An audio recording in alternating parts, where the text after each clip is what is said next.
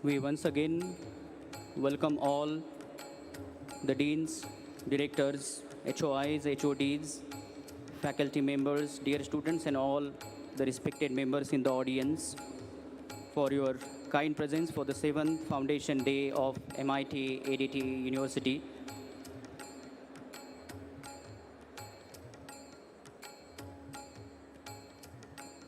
We would also like to welcome Honorable Trustee Professor Prakash Joshi sir,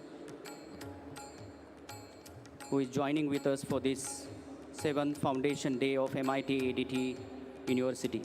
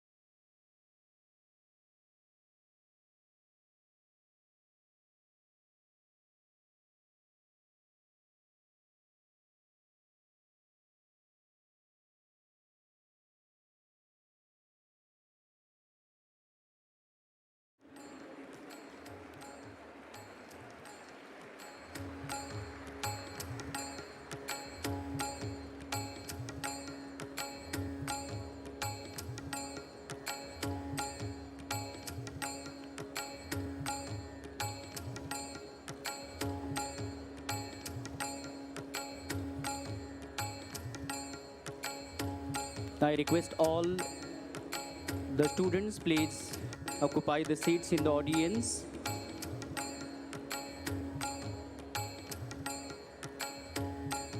Honorable Chief Guest, Guest of Honor will be arriving very soon in this World Peace Dome, and we are about to begin this 7th Foundation Day ceremony.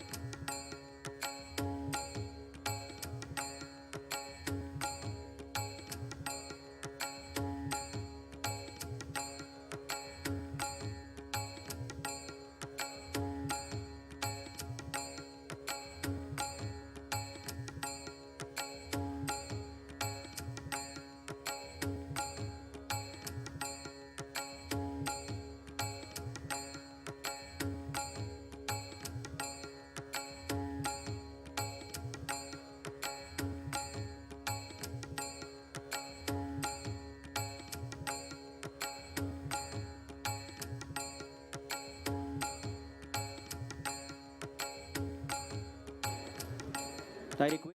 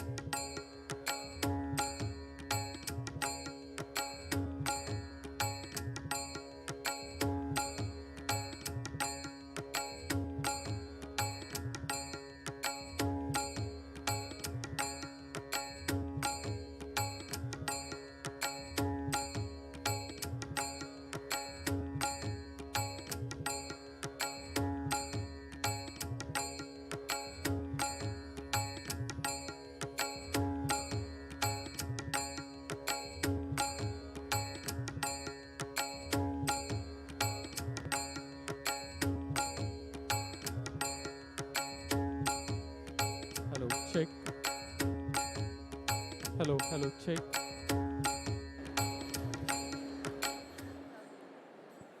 Hello, check.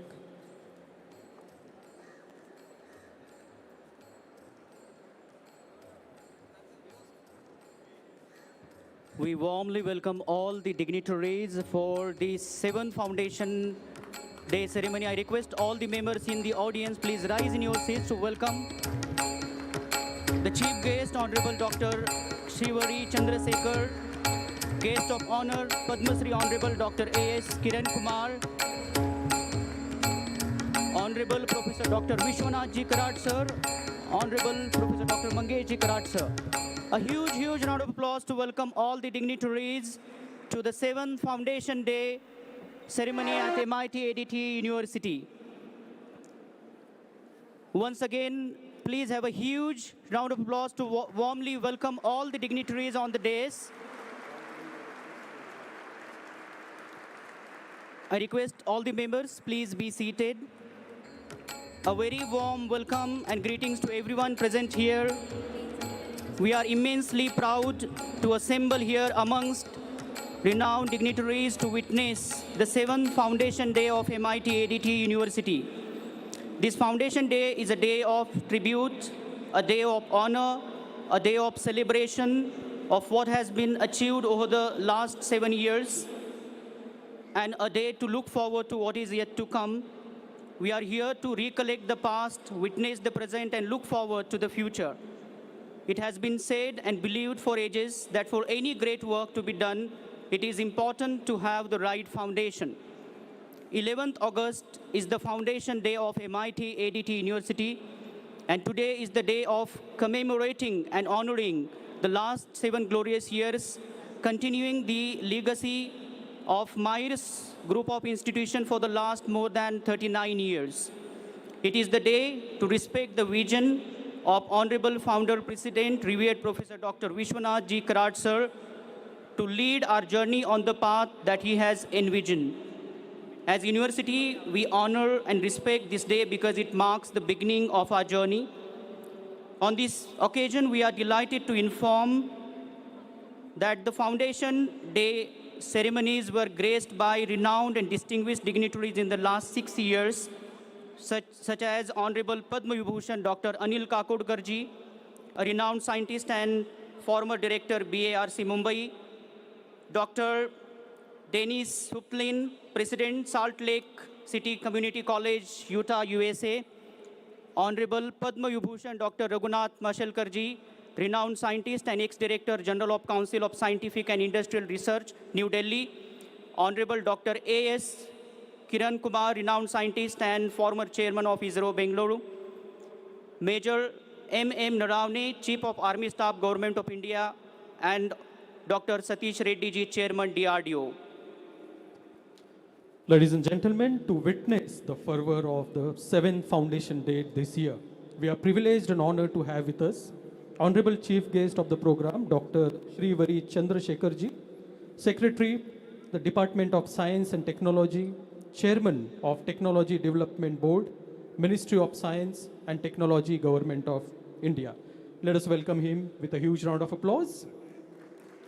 Thank you very much for gracing the program, sir. Our guest of honor, Padma Shri, Honorable Dr. A.S. Kiran Kumar Ji, former Chairman of Indian Space Research Organization, ISRO, the Department of Space, Government of India. Our source of inspiration, our very own revered Professor Dr. Vishwanath Karat Sir, the founder, chief patron of MIR's MIT Group of Institutions. Honorable Professor Dr. Mangesh Karat Sir, President of MIR's MIT Pune, Vice Chancellor and Executive President of MIT Art, Design and Technology, University Pune. Honorable Trustee, Professor Prakash Joshi Ji,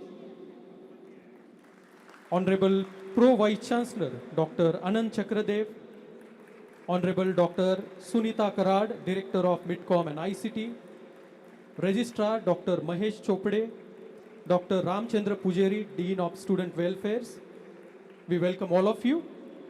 We would also like to mention all the deans, directors, principals, head of the institutes, HODs, faculty members, and dear students. First of all, we wish you a very happy 7th Foundation Day of the University, and we welcome you warmly to this glittering ceremony today. Thank you very much for joining us. As per our tradition, now let us begin this program with a World Peace Prayer. I would like to request everyone to rise in their seats in the honor of the World Peace Prayer.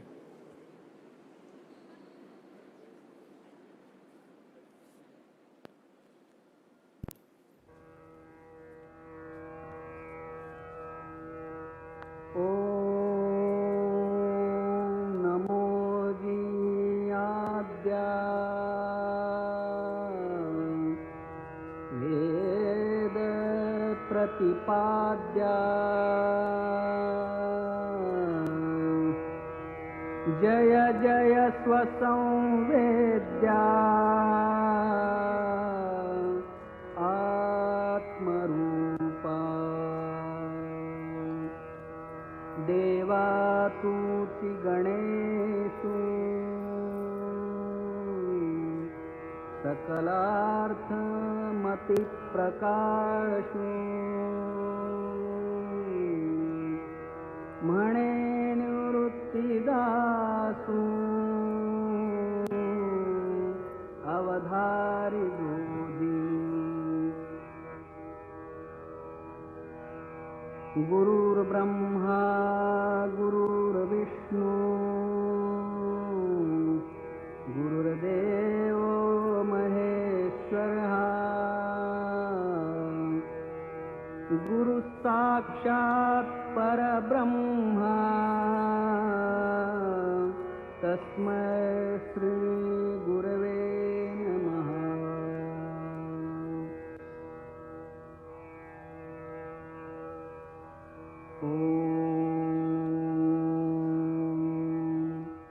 पूर्णमदः पूर्णमिदं पूर्णात् पूर्णमुदच्यते पूर्णस्य पूर्णमादाय पूर्णमेवावशिष्यते। ॐ शान्ति शान्ति शान्तिः। Thank you, everyone. And now, ladies and gentlemen, our students from MIT-VSKA are going to present a devotional rendition on this occasion. And the song is Tum Asha Vishwas Hamare. Let us welcome Ayushi Dabare and Sanket Kamre with a huge round of applause.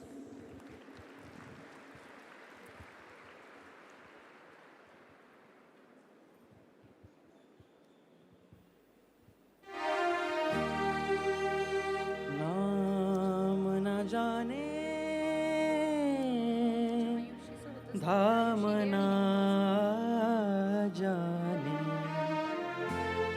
जाने न सेवा पूजा जाने बस इतना अजान हम एक बिना नहीं दूजा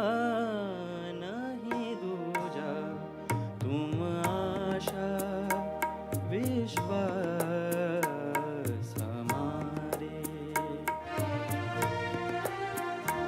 तुम धरती आकाश हमारे तुम धरती आकाश हमारे रामा तुम आशा विश्वास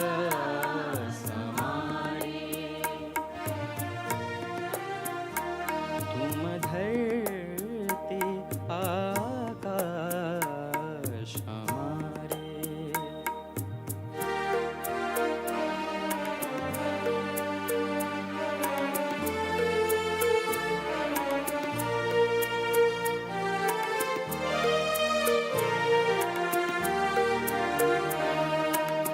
तात मात तुम बंधु भ्रात हो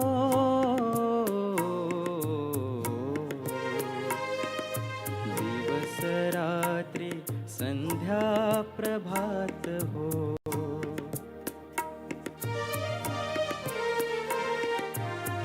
तात मात तुम बंधु भ्रात हो,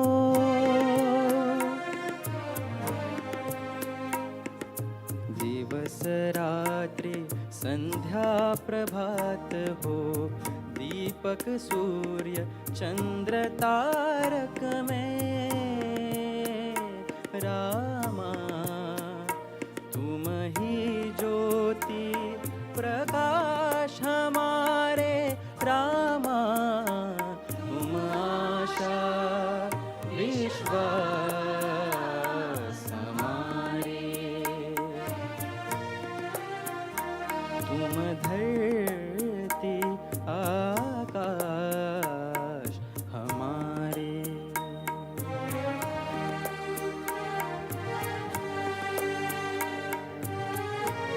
Thank you.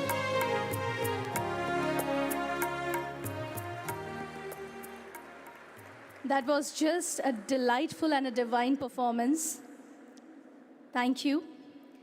And now we would like to request Honorable Pro Vice Chancellor, Professor Dr. Anant Chakradev sir, to deliver a welcome address.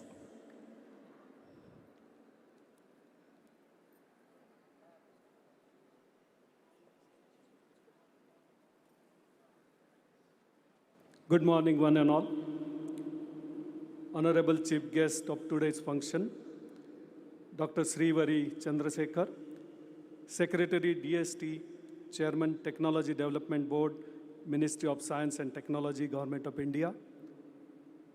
Our guest of honor, Padma Shri Dr. A.S. Kiran Kumar, former Chairman ISRO. Our beloved founding father of Myers MIT Group, Honorable Dr. Vishwanath D. Karad sir, Joint Managing Trustee and another founder, Professor P.B. Joshi sir, Dr. Mangesh Karad, Executive President and Vice Chancellor of MIT Art, Design and Technology University, Dr. Sunita Karad, all other dignitaries on the dais of the dais. We have gathered here to celebrate 7th Foundation Day of our progressive, new age, multidisciplinary university, which is MIT Art, Design and Technology University. First of all, let me extend my warm wishes to all of you on this occasion and on the occasion of Raksha Bandhan. It's indeed a great day. The journey which was started in 2016 is entering into 7th year of successful growth story. We may look like a new university, but many of our constituent units are 2 decades older or even older than that and are matured centers of teaching learning. MIT-ADTU is a true amalgamation of art, design, and technology, which nurtures future generations of global professionals. This integration of art with technology and design is the future of higher education in our country as well as the globe. Even the new education policy which was published and which is being implemented from 2020 also has a lot of emphasis on all these activities. Friends, Foundation Day is always a milestone in the life of any organization. This is the day to look back, introspect, and make new promises. When I look at this small journey of 6 years, I feel very happy and proud for many milestones which we have achieved. Of course, our Vice Chancellor and Executive President, Dr. Mangesh Karad, will elaborate on this in his speech. This is a day to even plan and dream about our future and decide goals for at least next 5 years. As success of any organization is measured by many parameters, we would like to identify those parameters and dedicate ourselves towards them. I personally feel that we need to focus on 5 parameters for next 5 years. Number 1 is selection ratio. Our target should be to select 1 out of 20. So if we are getting 3,000 admissions, we must get at least 60,000 applications. So that should be our target. Second will be at least 1 international publication per faculty. That means we should have at least 500 publications per year into international journals. That should be our target. Third area will be about IPR, which includes design registrations, patents, copyrights for the university. This will help us to convert our university from a teaching university to a research university. Fourth commitment is about a good position in NIRF and QS type of rankings, which will allow us to collaborate with like-minded universities across globe. As we nurture job creators, we believe in creating job creators and not job seekers. We should have at least 100 startups which are coming out every year from our Atal Incubation Center, which is already established and which is at present having 20 plus startups in it. I'm happy looking at what we have done in last 6 years. I'm sure we are marching confidently towards these goals and will certainly achieve in the shortest possible time. I'm happy today that we have great personalities to bless us on this occasion and boost our morale. We have with us Dr. Srivari Chandrasekhar, who is the leading researcher in the field of diverse areas of organic chemistry, and who is the guiding force behind various schemes which DST and Government of India is scheduling and running and launching. We also have with us a highly accomplished space scientist, an engineer, with a distinguished career of more than 4 decades in ISRO to bless us on this occasion. On behalf of my trust and governing council members of MIT Art, Design and Technology University, it's my honor and pleasure to welcome you, sir. We are fortunate to have you here on this important day in the life of our organization. I also welcome our beloved founder, Dr. Vishwanath D. Karad, sir, who is like a lighthouse for all of us. He is a true inspiration to all of us at ADTU. I'm also delighted to welcome Professor P.B. Joshi, who is another founder of MIR and who has equal contribution in building these great institutions. My welcome to Executive President, Vice Chancellor, all other dignitaries on the dais, all my deans, directors, and to all my students and faculty members without whom this journey would not have been possible. To conclude my welcome speech, once again, my best wishes to everyone on this occasion of 7th Foundation Day, and I assure you that we as ADTU team will try our level best to take this university to greater heights. Thank you. God bless you. Thank you so much, sir, for your warm welcome. Deep Jyoti Prarambha, Deep Jyoti Janardhana, Deepo me haratu papam, Deep Jyotir namostute. Friends, lighting a lamp before a ceremony spreads the divine grace. So we would like to request all the dignitaries to light the lamp at their auspicious hands and perform Saraswati Pujan.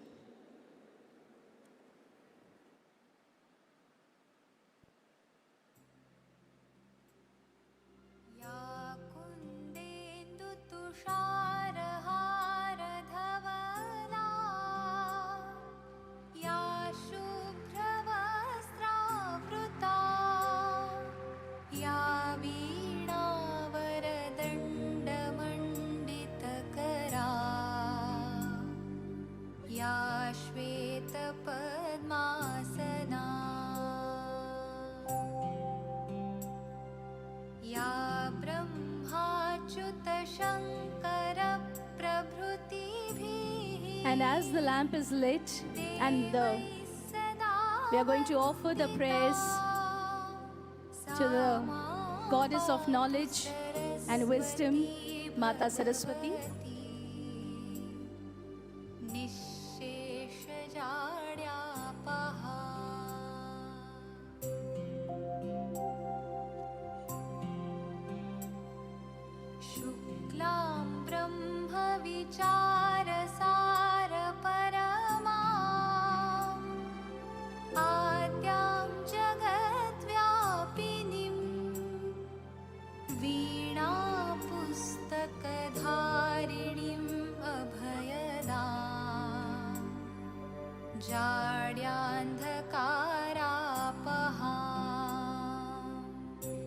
May the divine power bless us all. Ladies and gentlemen, thank you very much, all the dignitaries.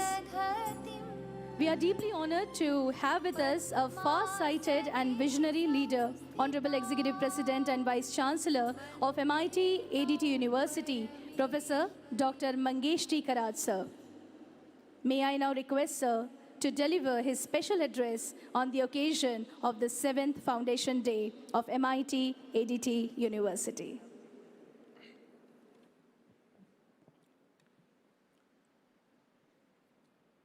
Namaskar and good morning to one and all. Honorable Chief Guest of the today's program, Dr. Chandrasekhar ji, who is the Secretary of the Department of Science and Technology, Government of India.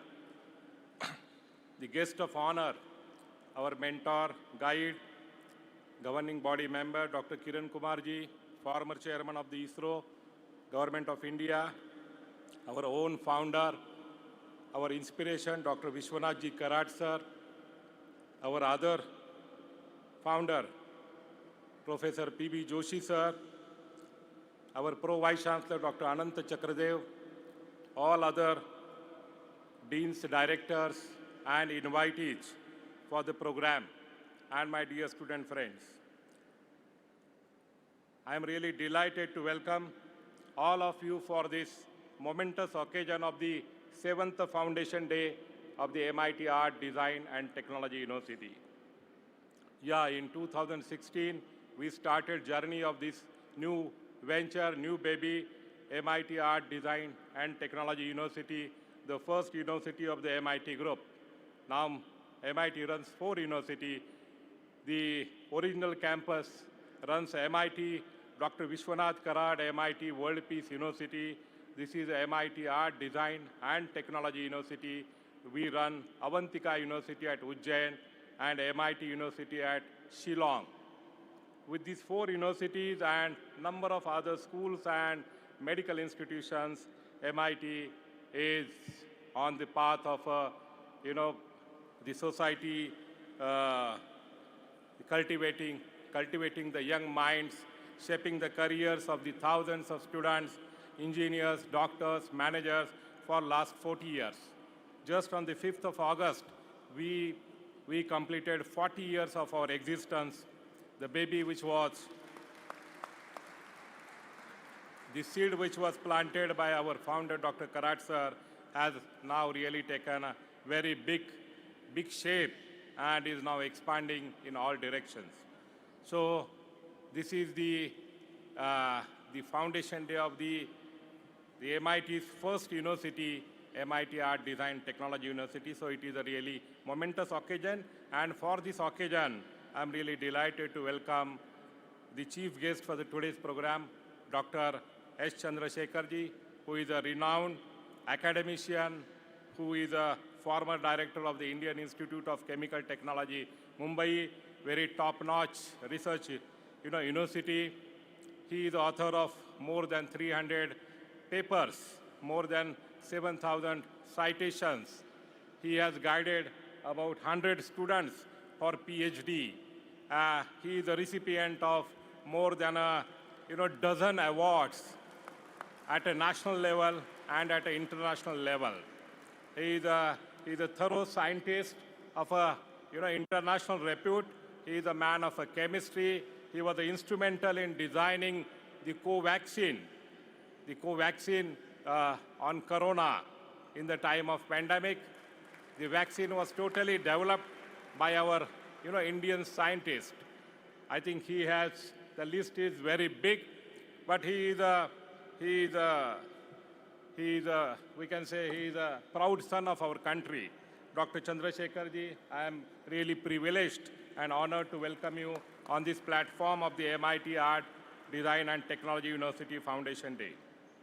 As I said, our other guest, Dr. Kiran Kumar ji, who is a former director of the ISRO, very renowned space scientist. He has done number of achievements for the country, launching the Chandrayaan, Mangalyaan, and number of other space missions are delivered by him. He is also a role model for young scientists, young innovators of the country, not of the country, at an international level. Our own founder, Dr. Karaj sir, He is a path-breaking initiator. He started the college, privatization of engineering education in Maharashtra in 1983. And because of that, I think slowly throughout the country, this privatization of professional education is accepted by the different governments. And we could reach, our young people could reach throughout the globe as different professionals, engineers, managers, doctors, pharmacists, and we are occupying the very high positions throughout the globe. And on this background, and today I think more than 1,000 universities are working in our country, and I think more and more number of universities are going to come in coming days. Our education scenario, the expansion of education, horizontal expansion of education has, taken the other side of the pendulum. The number is quite big, quantity is quite big. Now there is no shortage of the quantity. The abundant institutions is the status of the today's higher education in our country. Now our country has to really, all the universities, they have to really look, they have to take the, retrospection, or they have to do the, introspection of themselves, and on what way they have to go ahead, on what journey they should go, and what are the aspirations of the young Indian, and how they can fulfill that, the aspirations of the young Indian is a real challenge in front of these upcoming universities. As I said, our founder showed the way in 1983 by starting the privatization of engineering education, and now the time has come.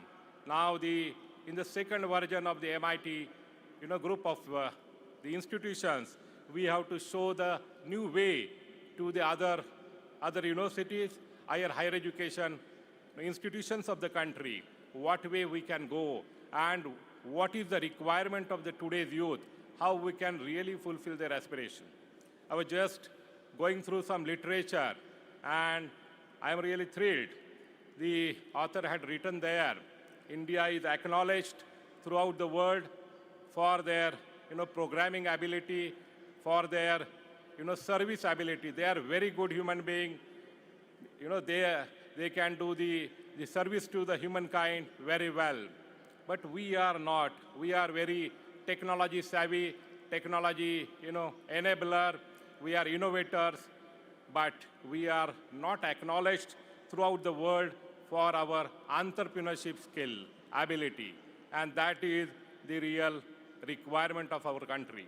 And today's youth, now our Indian youths are occupying the high positions in Microsoft, in Google, and number of multinational companies. But still, they are serving as, the obedient servant for those companies, multinational companies. The today's youth, Indian youth aspiration is to create the Indian version of the Microsoft, Indian version of the Google, and to get that acknowledgement from the world for the entrepreneurship skill of an Indian society, Indian youth. And that is the need of the India. I was just going through the data of the startup data of the country, and I'm really thrilled. In last, from 2016, I think we have more than 64,000 startups are registered with the Government of India, Department of Industry. In 2016, that number was hardly 733. And in 2022, that number is 64,000. And out of this, 14,000 startups are in Maharashtra. And the total, 84 startups, they have got the recognition as a unicorn, whose valuation is more than 8,000 crore rupees. 84 unicorns are established by our Indian young people. And all these startups, they are really, last year through IPOs, they have raised around 90,000 crore rupees in our country. And this is the situation now India stands third in the world after USA and China in registering the startup number and raising the funds and everything. I think this is the new India. This is the new wave which is, touching India, which is, every Indian is aspiring to create that entrepreneur or to enterprise. And I think they need wings for their aspiration, and they need the government policies, they need, universities, they need the, Atal incubation centers, industry, venture capital, mentors, all sort of support they need. And I think today's policymakers, DST, now Secretary ji is here, Dr. S. Chandrasekhar ji, universities like MIT are here. They have to take the pledge to create that ecosystem in which I think all the young Indians, they can fulfill their aspirations to become, entrepreneurs, and to give that acknowledgement to the Indian people at a global level. They are really ready to compete with the global, leaders in a different domains. So that is the aspiration. And sir, here I want to say that MIT Art Design and Technology University has taken up that challenge to create that university, new age university. Our tagline is that MIT Art Design and Technology University is a new age university in which we will create that ecosystem, we will run those courses, we will give that the training, inputs, we'll give them the funding, we'll give them the platforms to show their talent. They have to just come here, they can, they can ideate, they can, innovate the idea in our Department of the Kriya through project-based learning. And they can, incubate their company at our Atal Incubation Center, and they can incorporate the company in India, and they can really give the, the best enterprise which can compete with the global enterprises like Google and Microsoft. So that is the pledge we have taken. So we call it as a MIT Art Design and Technology University. It's a new generation university. We are focusing on developing the research abilities, entrepreneurship abilities, and the innovation abilities of our young students. And that is a major focus of this university. And with that objective, I think every course, every curriculum is designed. We really want to build the great India, better India, economically superpower India. And for that thing, we are committed. So I will not take much of your time. This is our vision. I will cut short my speech. I know there is a time shortage, but with that vision, I think MIT Art Design and Technology University is doing. And all our staff, non-teaching staff, our students, they are driving the vision of the MIT very, with a great momentum I can say. And I'm sure in coming 5 years, MIT Art Design and Technology University will be recognized as a new face of Indian universities, which will compete with the American universities, which will compete with the other universities of the globe. And with that wish, once again, I compliment everyone on the 7th Foundation Day of the MIT Art Design Technology University. And once again, I am really grateful to both the guests. They have come on a short notice for this Foundation Day program. Thank you very much. Thank you. Thank you. Thank you very much, sir, for being our constant support and guidance and mentor. Thank you again. And now, ladies and gentlemen, we are going to watch a short university film on the occasion of MIT-ADT University's 7th Foundation Day. May I request our AV team to relay the film.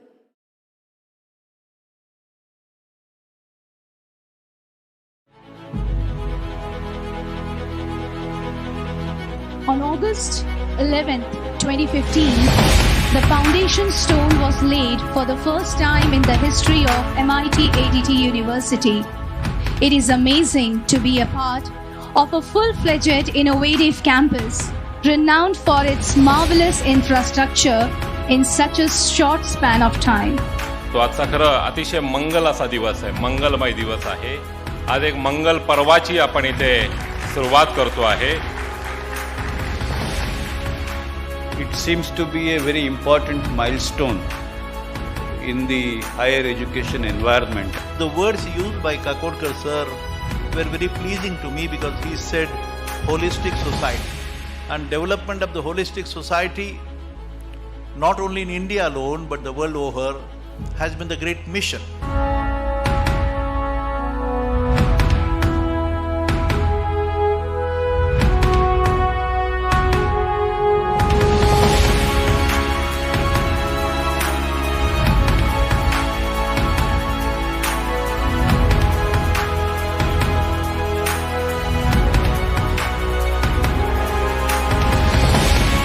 Very rarely have I seen a confluence of arts, design and technology in the manner that we see here. I think that is absolutely incredible.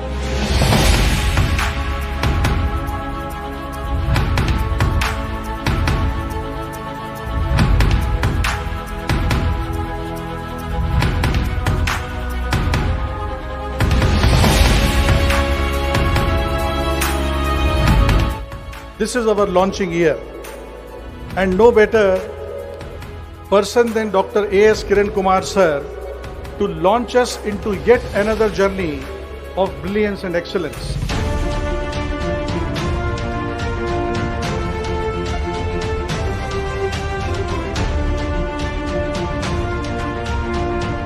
So knowing your job, there is no getting away with it, and that will have to be always the first and the foundation of your career. So therefore, whenever you go, wherever you might be, you have to see how things can be made better.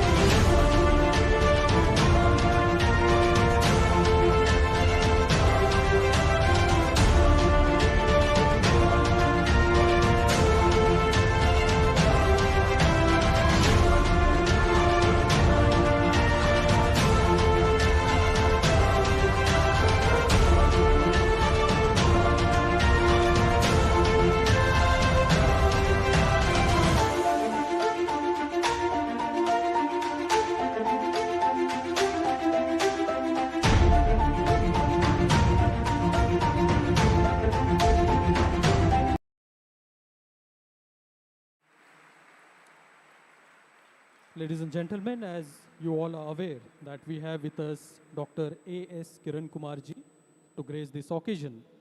We would like to take this opportunity to felicitate him. But before that, we would like to request our technical team to play an introductory AV.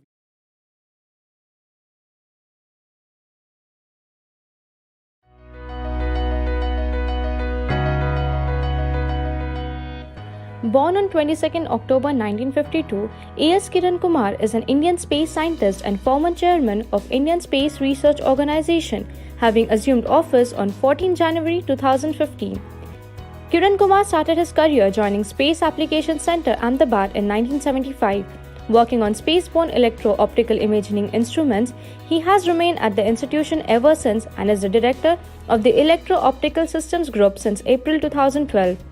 He also served as the chairman of ISRO from January 2015 to January 2018. He has represented Indian Space Research Organisation at many international forums such as World Meteorological Organization and Indo-US Joint Working Group on Civil Space Cooperation and holds the chair of ISRO at the Committee of the Earth Observation Satellites. He is credited with the development of the key scientific instruments abroad, the Chandrayaan-1 and Mangalyaan spacecrafts. In 2014, he was awarded the Padma Shri, India's fourth highest civilian award for his contribution to the fields of science and technology. Kiran Kumar's legacy spans across his contributions to the scientific world, specifically Indian space endeavours. We are indeed honoured to have Padma Shri A.S. Kiran Kumar with us today. Professor Honorable Dr. Vishwanath Karad sir to felicitate Honorable Dr. A.S. Kiran Kumarji. Can we have a huge round of applause?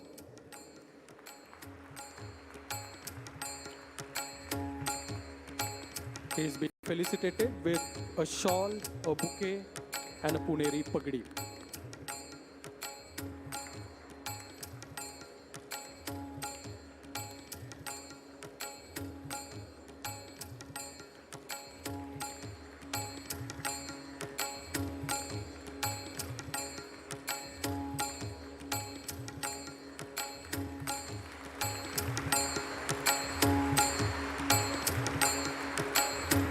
Honorable Padma Shri, Dr. A.S. Kiran Kumar ji. Thank you very much for gracing this occasion. Ladies and gentlemen, we are honored to have with us our chief guest, Honorable Dr. Srivari Chandrasekhar ji. We would like to request our technical team to play an introductory AV.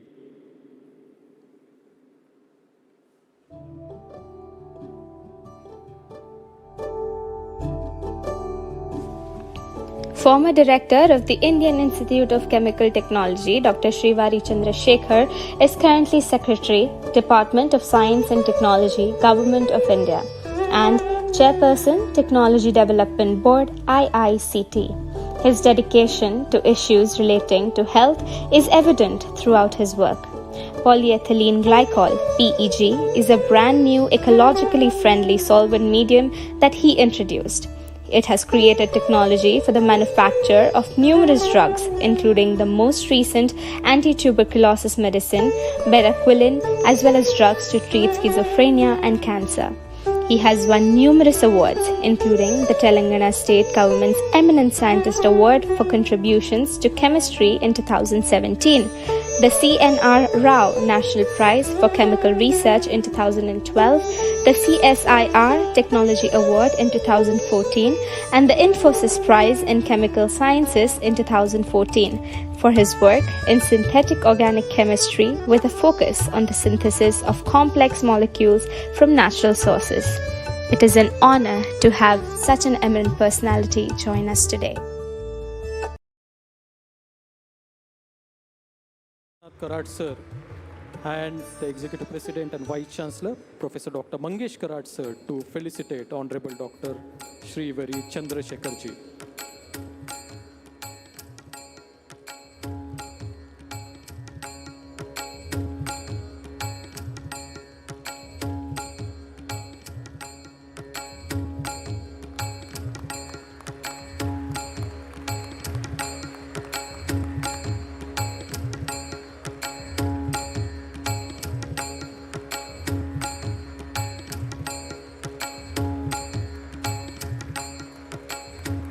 A huge round of applause.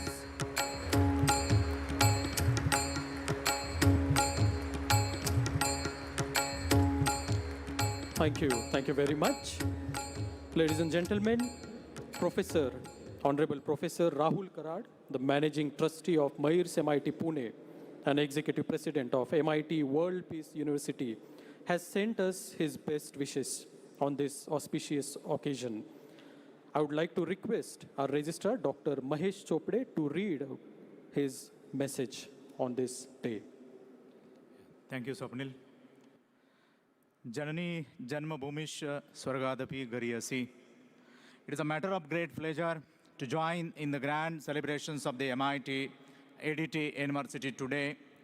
I always have these feelings that there could not have been a better place to have the university, which is all about art, design, and technology, a serene piece of 125 acres of land, which has an intimate and nostalgic connection with the legendary showman Raj Kapoor ji, and has been given to us by his family for having an activity which is for the general good of all humanity.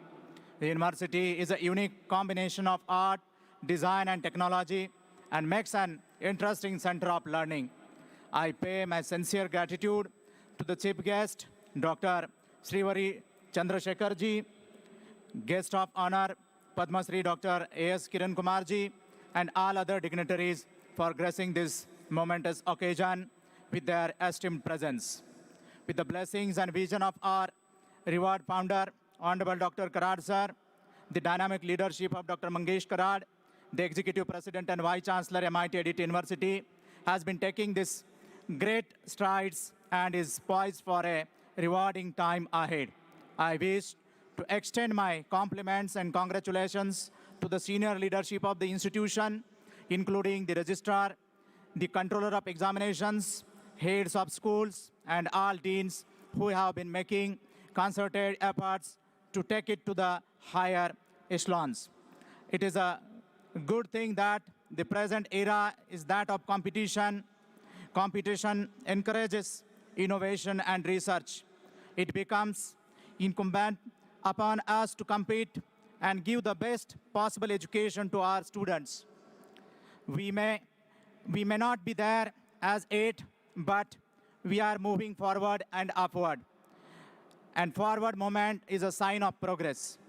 I also compliment and congratulate our dear students for they are the cause the institution exists. This is also the time we complete 75 glorious years of independence. Let us reconnect with our forgotten and overlooked values and transform India into Bharat once again. Our country has been a leader in knowledge acquisition and sharing, and it is a time to restore the same status once again. Go by traditional Bharatiya values to make Bharat great again. I request all of our students to pay our heartfelt regards and pranam to your parents. And last but not the least, as urged by the Honorable Pradhan Mantri Ji, hoist the beloved Tiranga on every house and renew our deep sense of pride for this great nation. Jai Hind, Jai Bharat. Thank you. Thank you very much, sir, for conveying message of Honorable Professor Rahul Ji Karat, sir. Thank you very much. Ladies and gentlemen, we now take this honor to request a guest of honor, Padma Shri Honorable Dr. A.S. Kiran Kumar Ji, to deliver his address on this occasion of 7th Foundation Day of MIT-ADT University. Please join me in welcoming Padma Shri Honorable Dr. A.S. Kiran Kumar Ji. Thank you. Good morning to all of you. At the outset, let me thank Vishwanath Karat Ji for inviting me to be part of this 7th Foundation Day program, for which Srivari Chandrasekhar Ji, Honorable Secretary, Department of Science and Technology, has agreed to grace the occasion. And all of you who have gathered here on this Foundation Day, my greetings to you. Today, India is on the verge of celebrating the 75th anniversary of its independence. And we know that we have gone through a very difficult period of Corona, and we have amongst us one of the key scientists who contributed to India's successful negotiation of this particular program by contributing to the COVAX in his own way. While we are all clear that over the ages, over the years, since independence, India is trying to grow both economically and to bring in the benefits of good living to its citizens. And what the country realized, it's only through science and technology that you can bring in rapid changes. But then we also saw that science and technology, while it provides us the tools to deal with various issues, we also have human beings who, in their desire to take advantages of these technologies, build mechanisms and systems where it contributes to the in many ways, problems which are growing, whether it is climate change, or we have seen how the industries which were doing the explosives started into fertilizers, and how over-fertilization has resulted in the land itself becoming unusable for cultivation. Similarly, in plastics, we have seen the convenience of using it today is becoming such a mess. It is the human being who, in his desire to bring in rapid development without worrying about its consequences, that is causing the problem. But then we also realize that it is only the science and technology which brings in newer and newer solutions.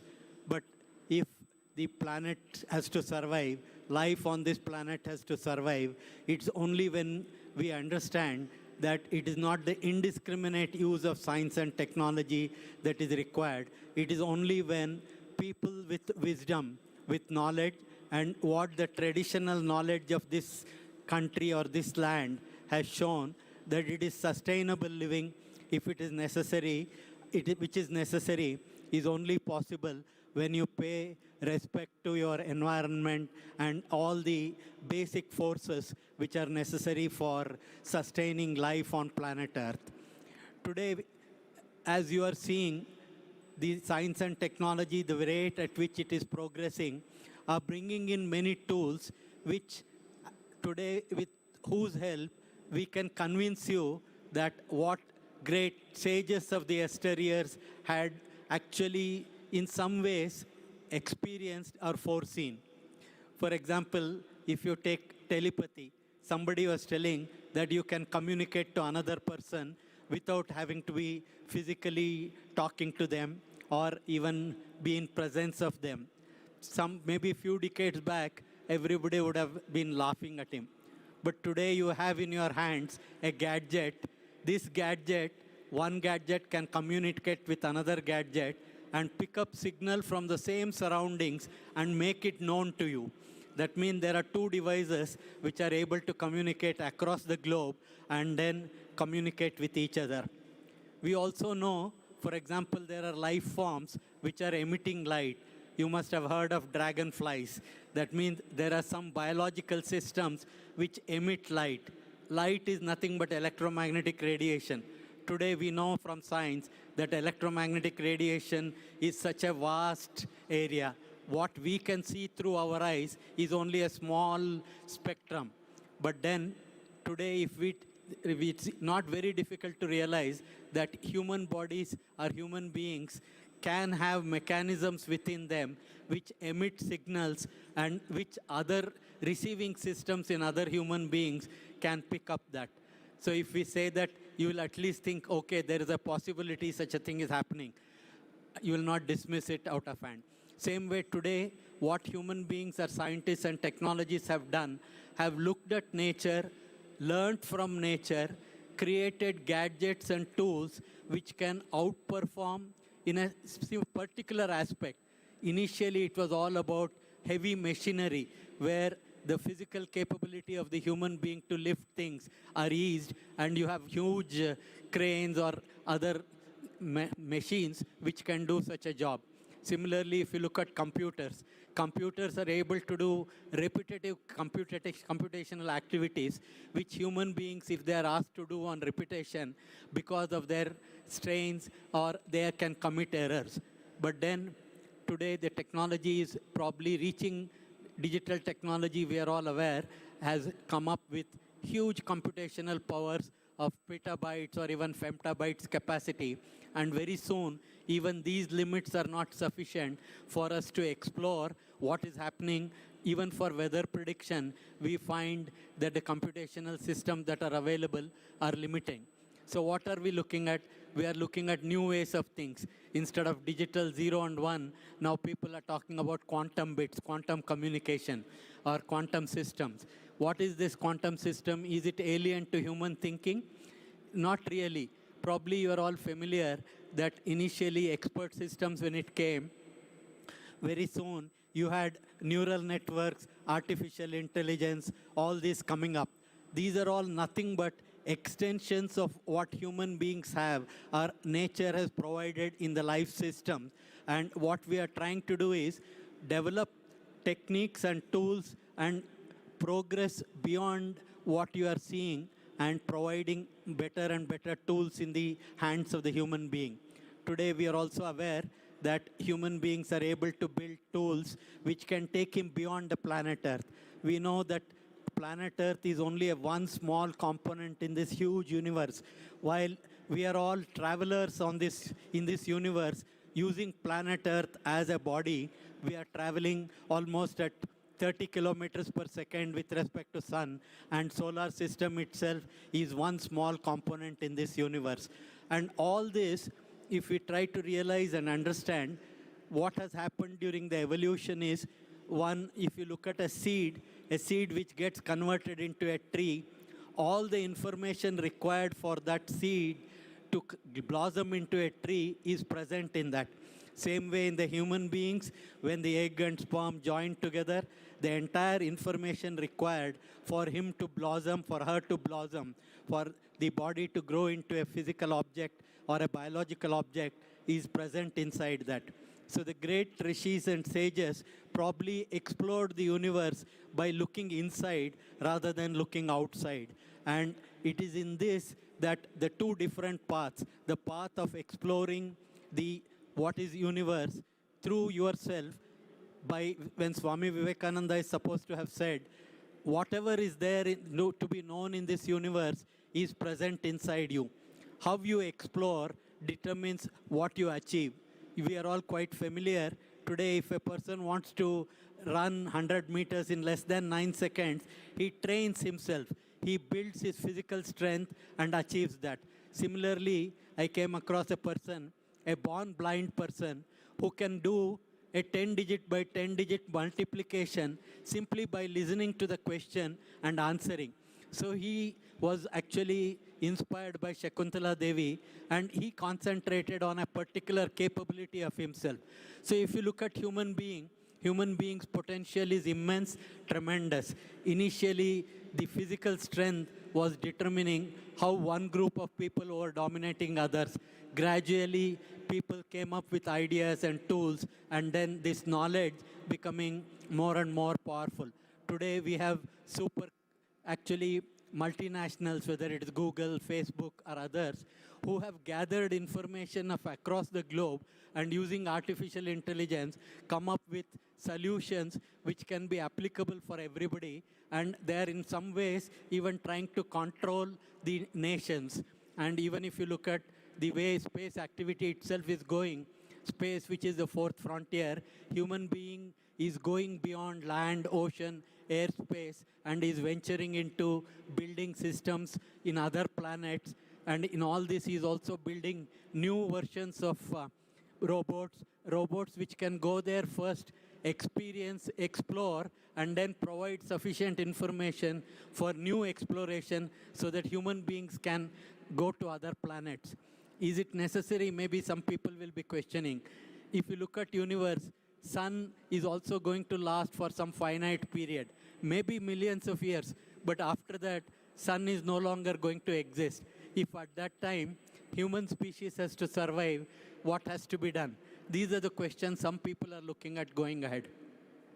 But coming back to today's problem, today the problem we are facing in education is the rapid change of science and technology is ensuring that whatever we are learning in our schools, colleges, and universities, that learning in terms of content is never going to be sufficient.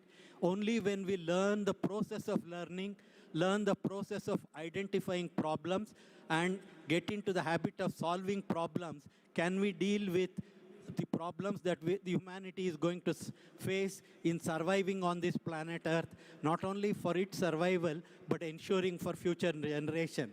It is here that what MIT-ADT itself has done is demonstrating, and what it needs to do for future is huge and tremendous. What our great sages have shown, that life has so many different aspects. Today, in some ways, education has too much, actually, in some ways, compartmentalized knowledge. Vijnana or Vishishta Gnana in our traditional thing is not only physics, chemistry, biology, or electronics, etc. This Vishishta Gnana is all aspects of human life, whether it's arts or design, whatever a human being does, there are specific learnings for that, Vishishta Gnana for that. It's only when we understand that all these aspects have to come together. I'll just give an example. The other day, one person was trying to tell, see, we are all designing great things, and we as human beings take great pride. I have designed that, I have designed this. But then suppose the task given to you is, can you design a car which can reproduce itself by picking up material, what it is finding in its surroundings? Then is it something very funny? All life forms that is present today is doing that. Every life form is able to reproduce itself by picking up materials, gases, or chemicals, or earth, and doing that. That means as human beings evolve, they want to dominate, they have to learn what nature has shown and understand that. And it is in this that the concept of not only looking inwards and seeing whether we have within us all the information that is present. If you just look at today when we want to design some robots for exploring Mars or other planets, we keep building more and more intelligence into that. And as many of the users of computers and laptops, you know in your cache memory, if you have too much, then your ability to use what is stored is limited. So you have to clear up your cache memory and then work on that.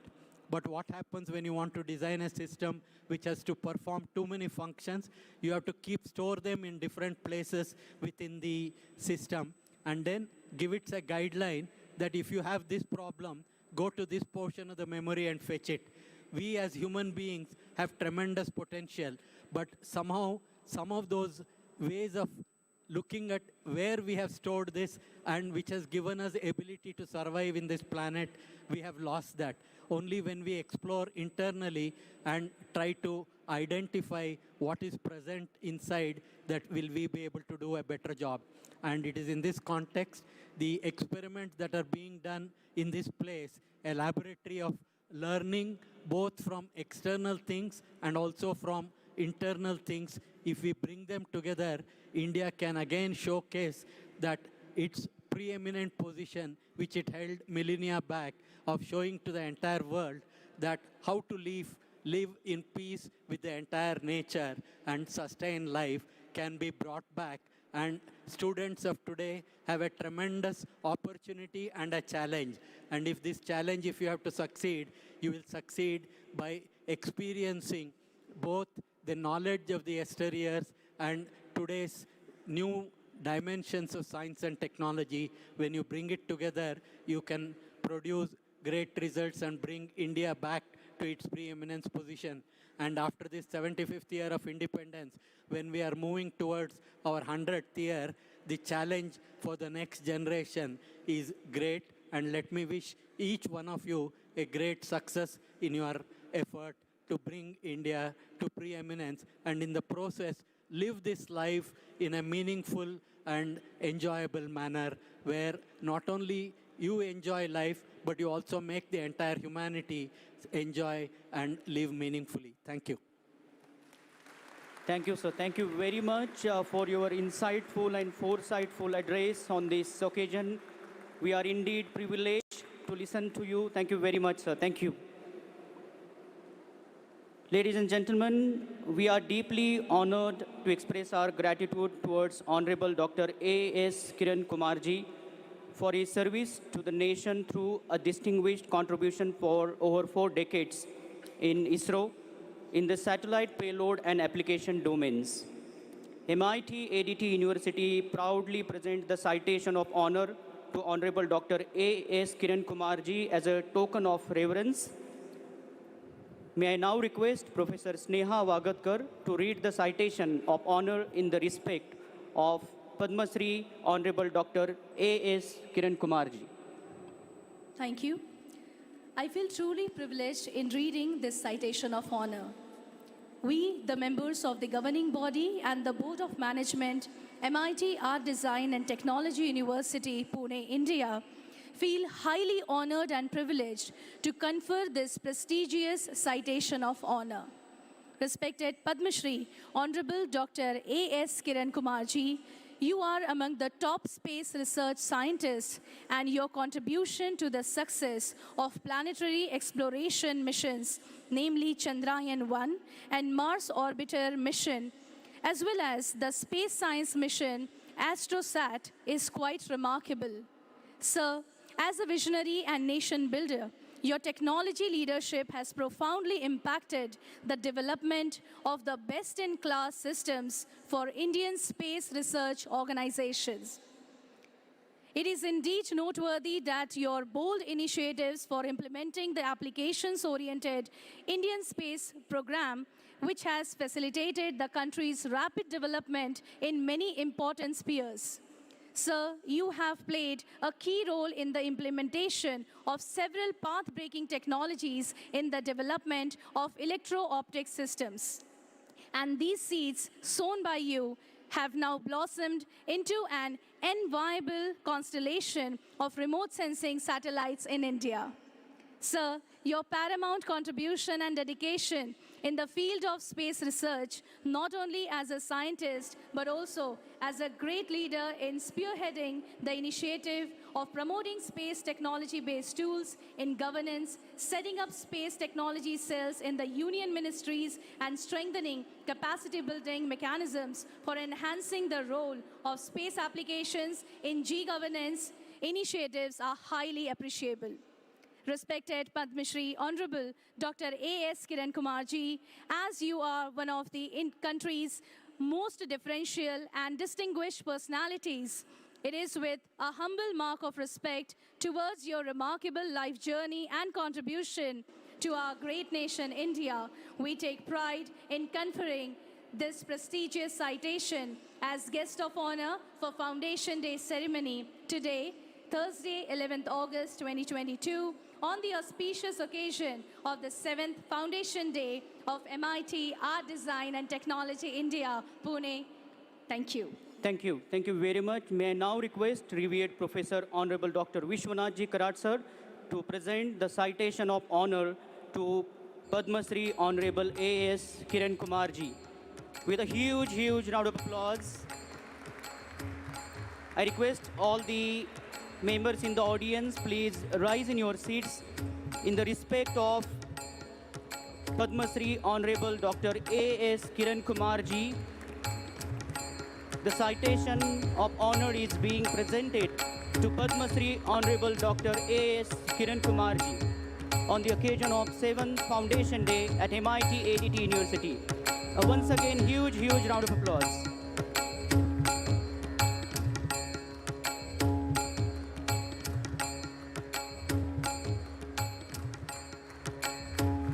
Indeed, a proud moment for all MIT-ADT University members. Thank you very much. Thank you very much once again. Ladies and gentlemen, it is now time to listen to Honorable Chief Guest, Honorable Dr. Srivari Chandrasekhar ji. Let us join me in welcoming him with a huge round of applause.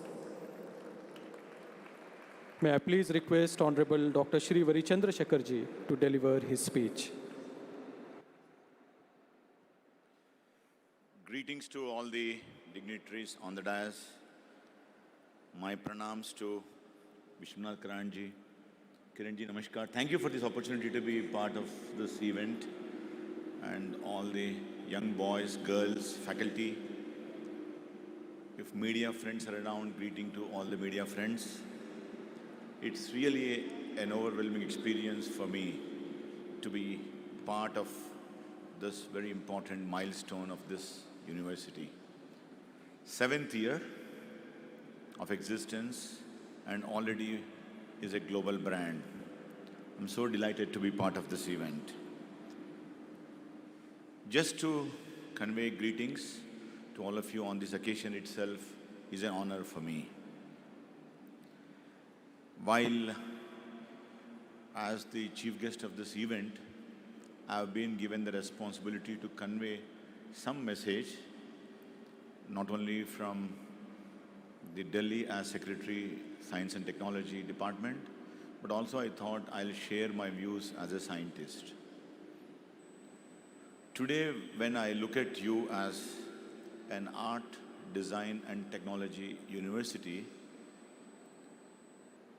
art, of course, plays an important role for keeping all of us afresh and also sober and quiet. The design plays a very important role in selling your product. While Indians do make products, and Honorable Prime Minister has given a clarion call of Atmanirbhar Bharat and Make in India, we do make product, but product has no design. If we look at a simple example of a water purification system, which we all look at the advertisement of AquaGuard, which Hema Malini is the brand ambassador.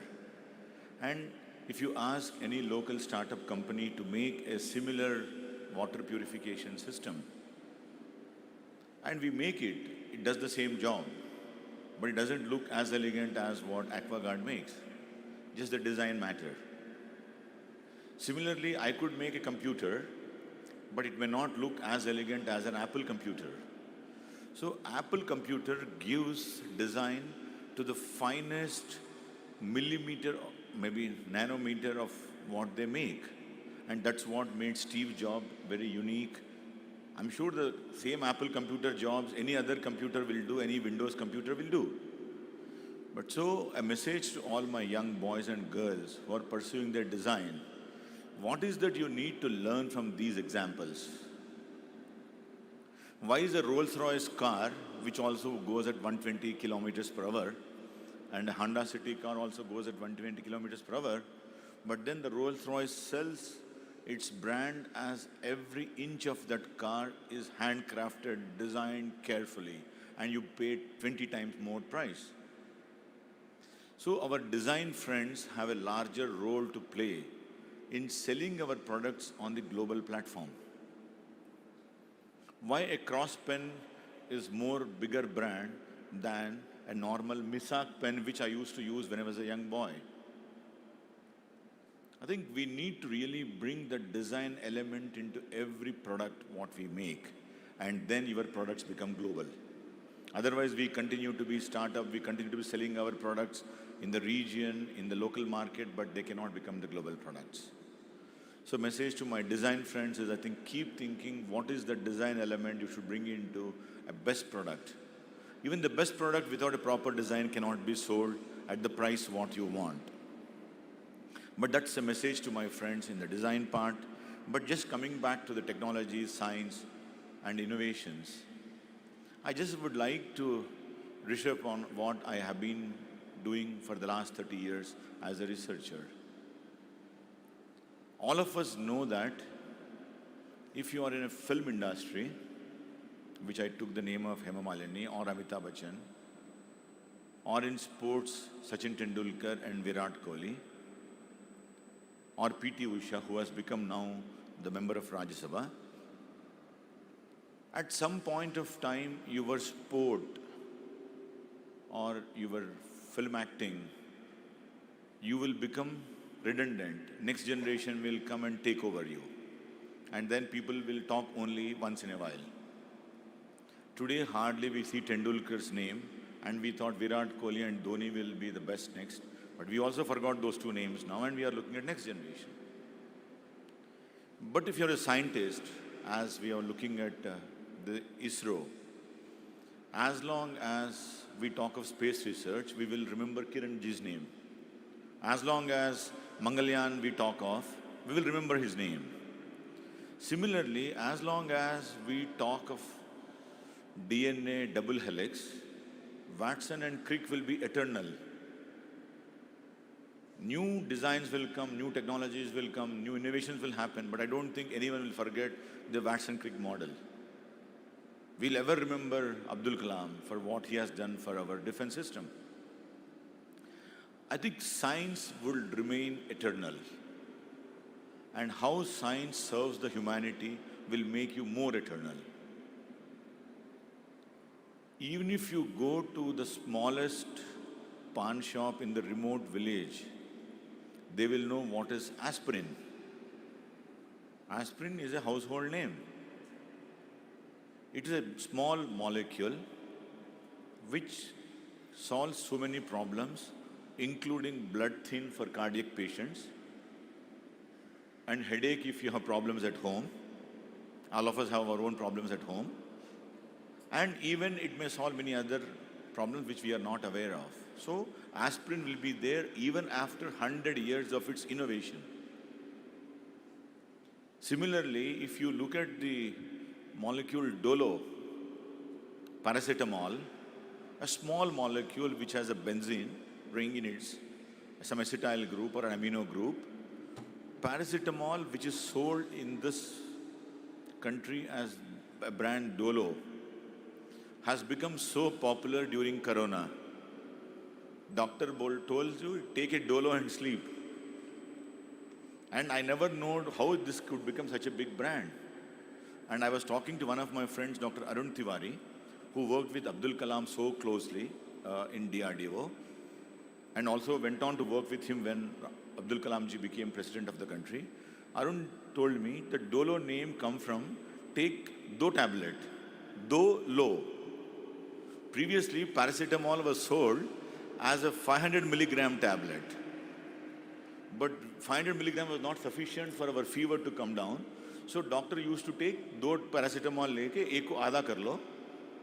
So you take 2 tablets of paracetamol. But then this company thought, why not I sell 650 milligrams of tablet? And this Dolo became a household name. So how even you name your product matter when you are selling a product? So this is how these molecules, paracetamol or penicillin for that matter, as long as infections are there, penicillin is going to survive.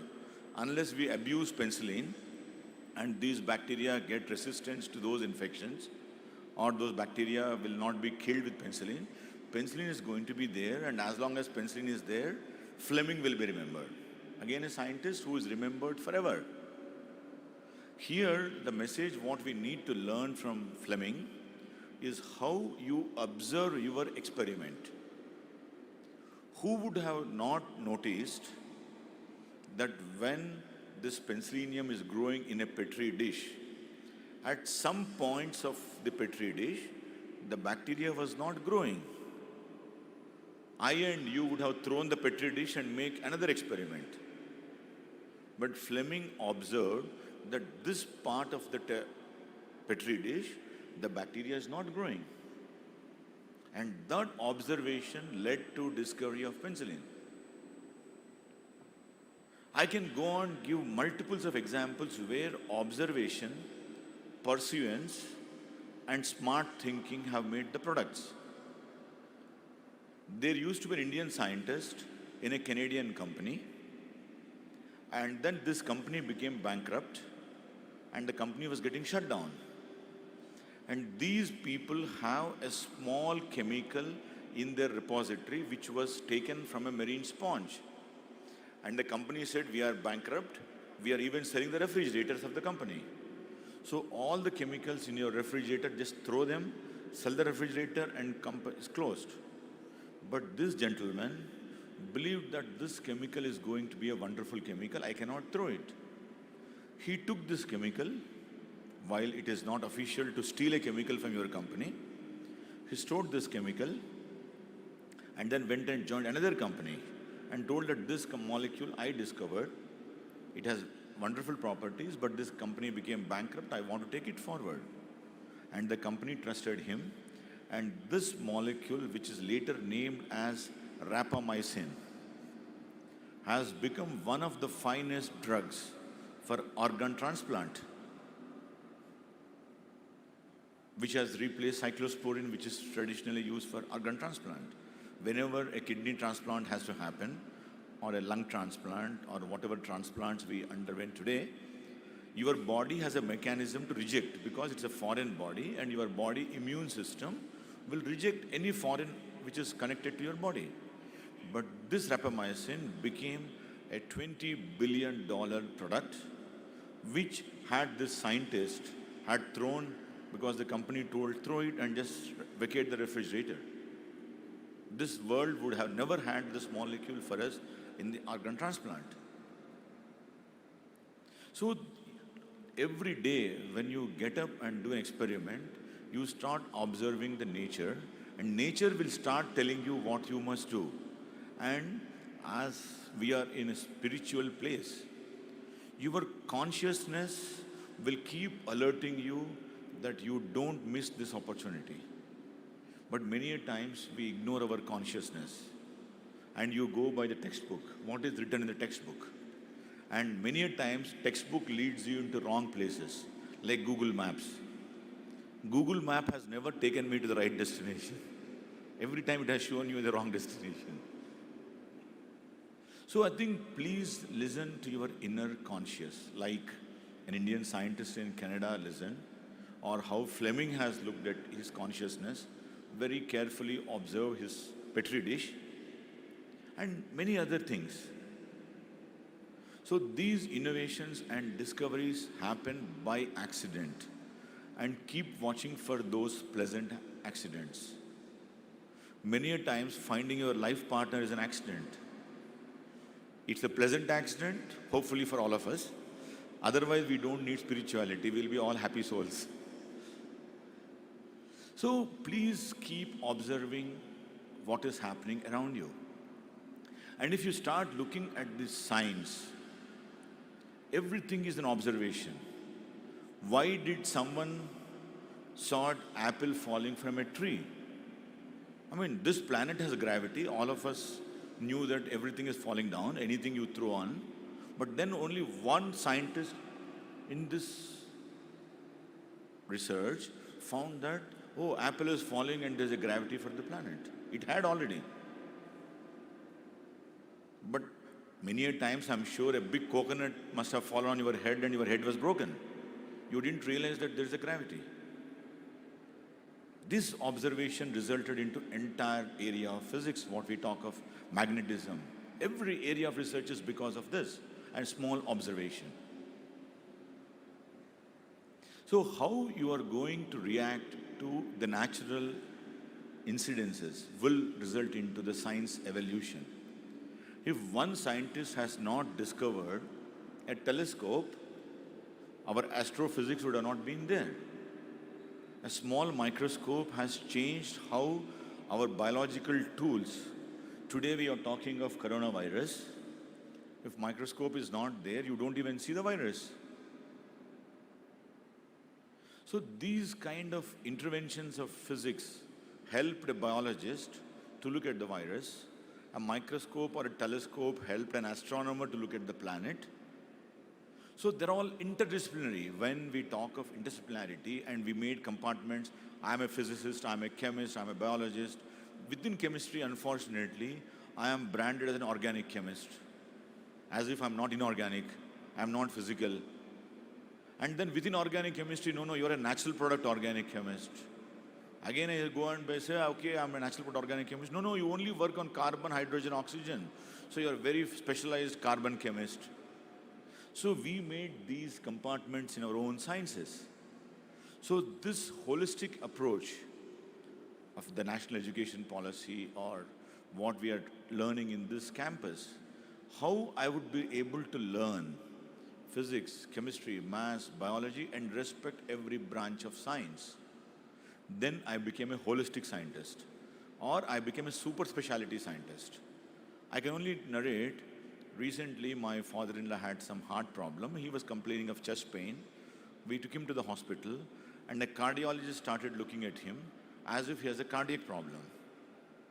And then next day, a gastroenterologist came and looked only as a gastroenterologist. And then someone came and said that neither you have a gastroenteric problem nor a heart problem, something else. Now let me look at the chest physician came. We forgot the culture of looking at a human being as a general physician. Studying general physician is an insult to a medical doctor today. I want to be a super specialty robotic surgeon of a particular cancer. And then he forgot all the paraphernalia of the general whole body.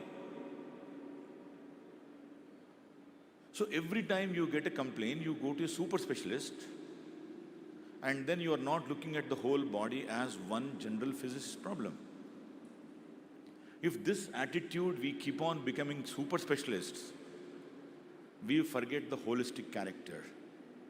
While science is one holistic approach, we have been grateful to you, sir. This chairman of this great campus has brought in spirituality into science. And modern science and modern medicine is struggling on how do I design my clinical trial. We have an effect called placebo. Placebo is nothing but your mind. If I give a medicine to 100 people for a particular disease, but 100 people, I tell them I have not given a medicine, but still a lie that I gave a medicine, it has worked. And that is where the comic of how a person with suffering from a severe stomach pain has gone to his family physician who was in a hurry to shut down the clinic and go home. But this guy said, sir, unless you give medicine, my headache will not go. And this guy said, I shut down my clinic, I cannot give you, I don't want to open my shop. I have a sentiment now. I don't want to open the clinic after it is shut down. No, sir, give me some medicine. And this person put his hand into the pocket and he had a broken button in the pocket. He said, okay, take this tablet and you will be fine tomorrow. And this fellow gulped that broken button and headache is gone. So this is placebo. So you had faith in doctor and you got cured. So clinical trials, when we design, we make sure that the placebo element is also part of it. So 50 people I give medicine, 50 people I tell lie and give medicine which has no medicine actually. But within those 50 also 20 people are cured. Now how do you answer this? So when I design my clinical trial, I say 50 people with medicine worked, 20 without medicine also worked, only 30 people did not respond, neither they got medicine, they had no belief in placebo, or on their mind it did not work. So my regulator will say, okay, as long as it worked on 70% people, please go ahead and launch the product. That's where we are talking of personalized medicine. Now every individual needs a special medicine. Maybe now these holistic hospitals are in the process of making now. If a patient has a mindset of spirituality or belief in a Swamiji or a Guruji and worshipping or taking a holistic tirtha or somewhere, so you start from there and also give a modern medicine, also treat him with Ayurveda, also treat with homeopathy. Who knows, at the end of the day, one of them will work or a patient will respond only to homeopathy. But if you go and ask a modern scientist, oh, homeopathy is all nonsense, they don't give any medicine, they'll give some sugar pills, and it's okay. But it worked for me, so why should I complain? My own example, not as Secretary DST, but as a normal human being like all of you, I had a major problem because I abused my throat. Like most of the faculty in the front rows, you keep shouting and screaming for the backbenchers because they are not listening to you. But at some point of time, you scream and shout so much that you get a hoarse voice. You can take halls, you can take haldi doodh, but it's not working for you. Then you go to an ENT doctor. Same thing happened to me. And when I go to ENT doctor, he told me, you have the lubrication of the vocal cords is gone. So there is no lubrication for vocal cords and you're not able to speak properly. Best is I could do a surgery on your vocal cords, which is a nice surgery. A robotic surgery we'll do on you or some surgery, minor surgery, and we'll make sure that your lubrication is set. There's a small inflammation, you scratch it. I said, will I be normal? Because already I had a lot of hoarse voice. He said, yeah, you will be 99.9% you will be normal. What is that 0.1%? You become permanently dumb. I said, I don't want to take a surgery now. As long as I'm hoarse also, still I want to shout and scream, but don't want to go to a surgeon. Then I went to a homeopathic doctor and he gave some pills. I don't think any of you noticed that I have a hoarse voice today. It worked for me. Why should I complain now? I don't want to go and look at the mechanism of action, how it worked, whether it has really added some oil on my vocal cords to make the lubrication happen. I don't want to look at it now. I'm solved. My problem is solved. If I tell someone with a hoarse voice, hey, go to homeo doctor, it will be cute, don't go to ENT. That will be my message. Because I'm a live example of an experiment done on myself. So while we are advancing from traditional knowledge, starting from apple falling into developing into physics, to looking at astronomical behaviors, we talk of human well-being. Are we so selfish that human should be fine and rest of all should suffer? Why do we kill a tiger? Then why do we need a tiger project for this country to preserve the tigers? Why should I poach on tigers and take the nails of tigers or skin of tiger and make entire environmental ecosystem go bad? I want energy, I go and dig the coal, and then you say that coal mining is done, and then you are talking of global warming because your greenhouse gases are emitting. You're so selfish, you want this light to be lit even in the daytime. All our auditoriums, all our airports, today we are talking of green concept, but we keep lights in day also. Even if there's a fresh air coming from the window, we shut down the window and put on air conditioning. So we became so selfish that my room should be cool, let the air conditioner pump all the hot air out, and let the global warming happen. We thought you are protected, but this global warming went on to Arctic, went on to Antarctic, went on to Himalayas, and suddenly someone come and say that entire sea levels are increasing, and one day Bombay will not be there. If Bombay is not there, all Bombayites will come and sit on Pune, and then your land price will go up. Why should we allow global warming to happen at first point? Now if I go and talk to my fellow secretaries, Ministry of Earth Sciences, now they have put a ship in Arctic and Antarctic and keep watching how the melting happens. And they say that Arctic is really melting. And New Zealand will not be there. Maybe some parts of Australia will not be there. And how are you going to move all those crores of people, millions of population, move away from the coastal parts if this global warming continues in 30 years and 40 years? So how responsible I am to the planet? Now we are worried about our planet, our Arctic, our Antarctic, and suddenly I was going to Indian Institute of Astrophysics in Bangalore, which is our institute. They come and complain that suddenly there are solar bursts, ozone depletion is happening, ultraviolet radiation is coming on to us, and hydrogen and helium are burning in the sun. And if hydrogen is over on the sun, then will it not burn? Will it not give daylight? I don't know. And then suddenly there are all our satellites, your solar panels have got exploded. And then suddenly we create space debris, which is a new word I learned from my friends. Now there's a debris in space. And if there's so much of debris, suddenly they'll fall on you. And all the backbenchers are young, but those who are born in 60s and 70s, around 80s if I'm not wrong, there was a Skylab which was falling on our planet. And unfortunately, it was falling on Karimnagar in Telangana, where I come from. And Medak and Karimnagar are neighboring districts. They say that now Skylab will fall on us, all of us will die in. So people said, okay, let me sell off my land, go to Hyderabad and enjoy my life, anyway I'm dying. That Skylab never fall, I think, sir. Did it fall on, I don't know, somewhere it fell, I don't know where it fell. Then the guy who was born on that day was given name Skylab Reddy. Reddy is a common surname in Andhra. So his name was given Skylab Reddy. You can Google him, he will be on the Facebook for sure. So we have gone so extreme. Then suddenly we were looking at Y2K. Whole world will disappear on .2000, January 1st.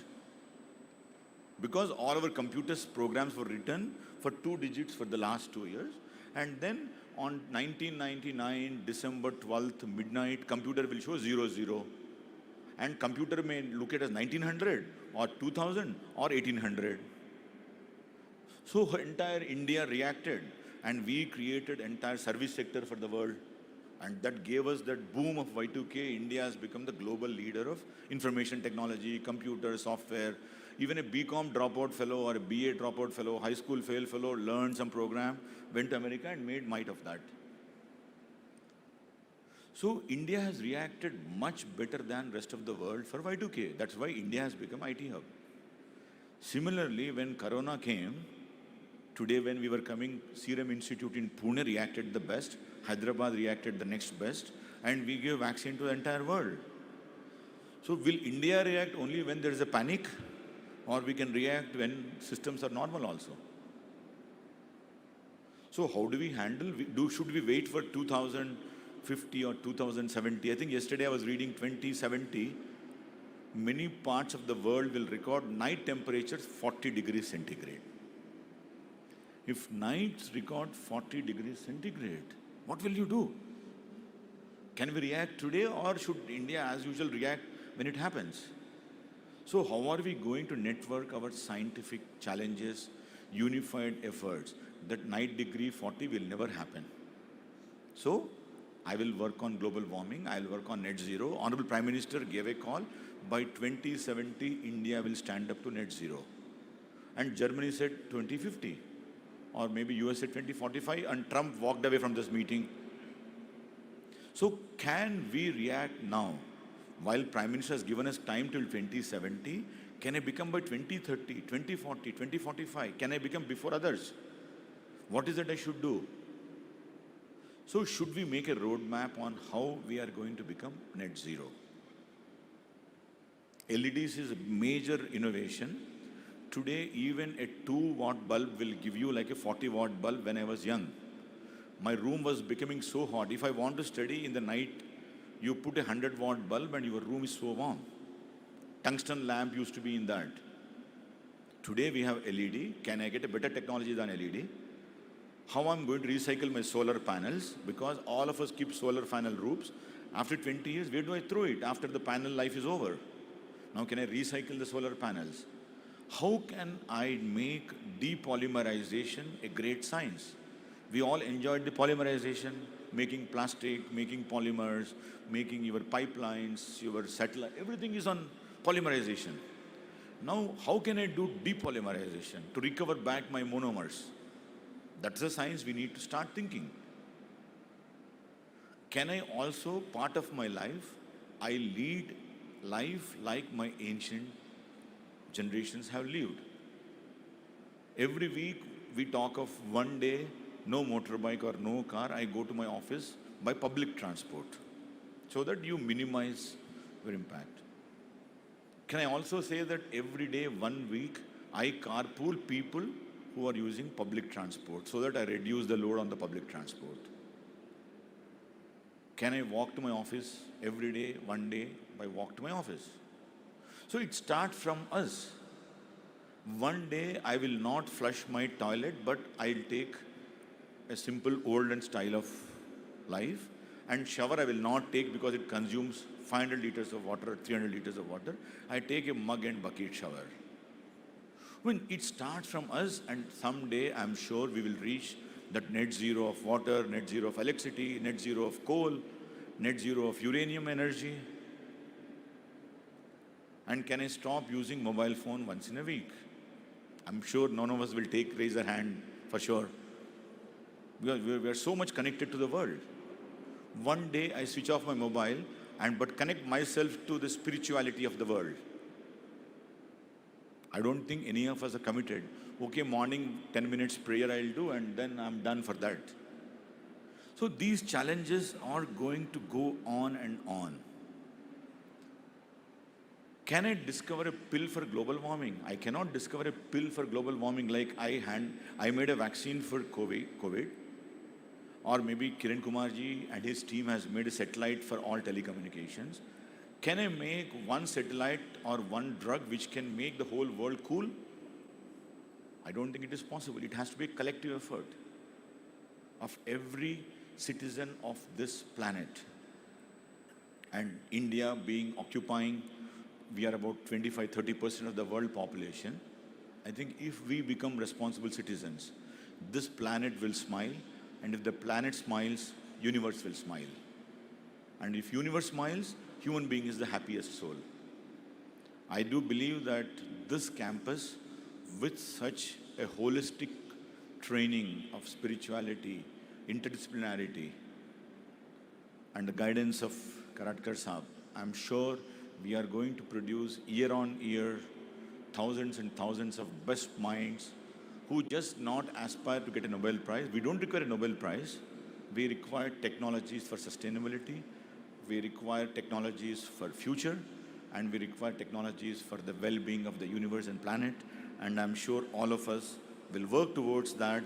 And of course, the environment, sustainability, and we all become celebrities of this planet. like as I told you, Watson Crick or Professor C.N.R. Rao or Abdul Kalam or Newton. As long as textbooks are there, their names will be there.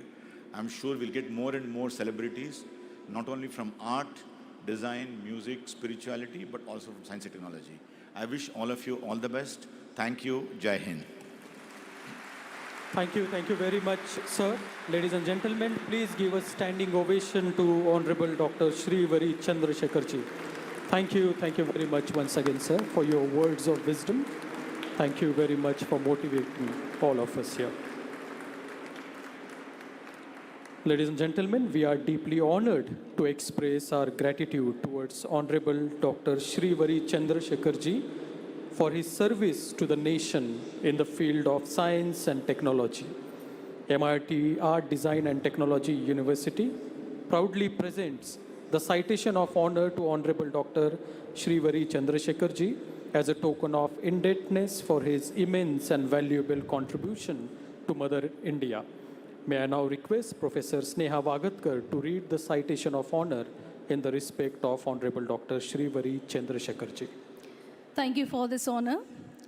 We, the members of the governing body and board of management, MIT-ADT University, confer upon you this prestigious citation of honor for your exemplary achievement in this field of science and technology. Respected sir, you are indeed a versatile genius whose mettle was proved during the debilitating coronavirus pandemic as you facilitated the process for vaccine adjuvant in Covaxin, and you were conferred the A.V. Ramarao Chair in 2020, CSIR Technology Award 2021. You also won the award for the process of antiviral favipiravir in 2020 and the recipient of Golden Jubilee Commemoration Medal from USA INSA. Respected sir, your research efforts with an impressive degree of innovation and enterprise have also led to the synthesis of complex and scarcely available natural products and new molecular entities for affordable health care. You have also been considerable in receiving the academic degrees, including the Alexander von Humboldt Fellowship for Postdoctorate Research. Sir, it is with a humble mark of respect towards your remarkable life journey that we proudly confer upon this prestigious citation as chief guest for Foundation Day ceremony. Thank you very much, Professor Sneha. I now request Honorable Professor Dr. Vishwanath Karad, sir, to confer the citation of honor to Honorable Dr. Srivari Chandrasekhar ji. Ladies and gentlemen, a huge round of applause. Please rise in your seats and give a huge round of applause.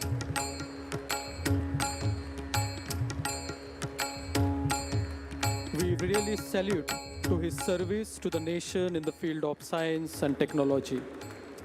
Thank you once again for being here. Thank you very much for gracing this 7th Foundation Day.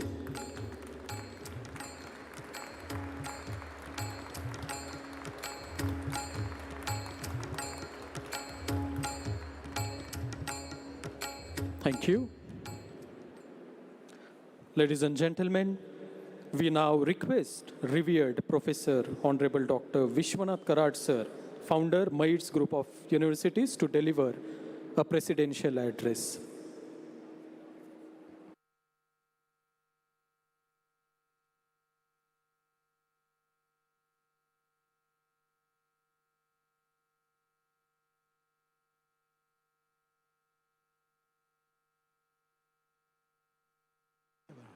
Friends, it fills my heart with a sense of pride and pleasure when I stand before you on this unique occasion.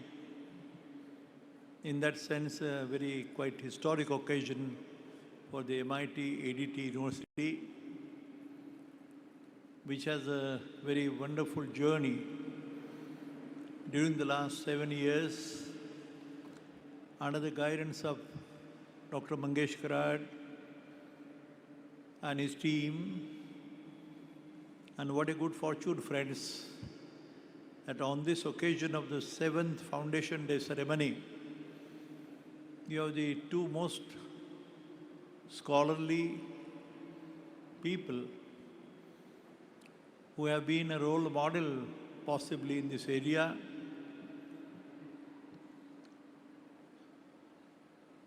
Mr. Kiran Kumar, most esteemed person of India. You have heard about his biodata and the words of wisdom which he deserves as a space scientist. We are so proud of you, sir. And what a wonder for you, friends, that Honorable Dr. S. Chandrasekhar ji, to whom you have just heard. Possibly today, when we are reminded of our Foundation Day, we had taken a place that time. Dr. Anil Kakodkar ji was there as a chief guest, and he gave his very unique advice that what is your duty and my duty. बड़ी लंबी कहानी है.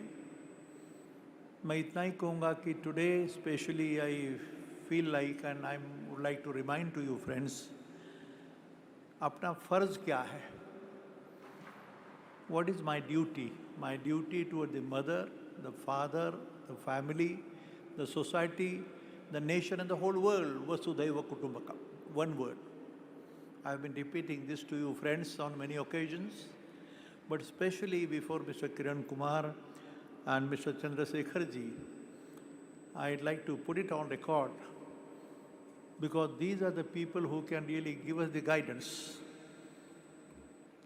Given the wonderful message, not in the form of the data collection, information collection, but possibly much more beyond what we have been saying as the knowledge divine.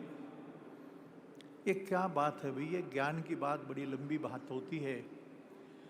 ज्ञानमयो विज्ञानमयो ऐसी बात है. भगवत गीता का संदेश है, लेकिन ध्यान में रखना कि this very unique monumental creation which has come up with the help and support of people like you and the people sitting here on the stage, I have been telling you, I said to Mr.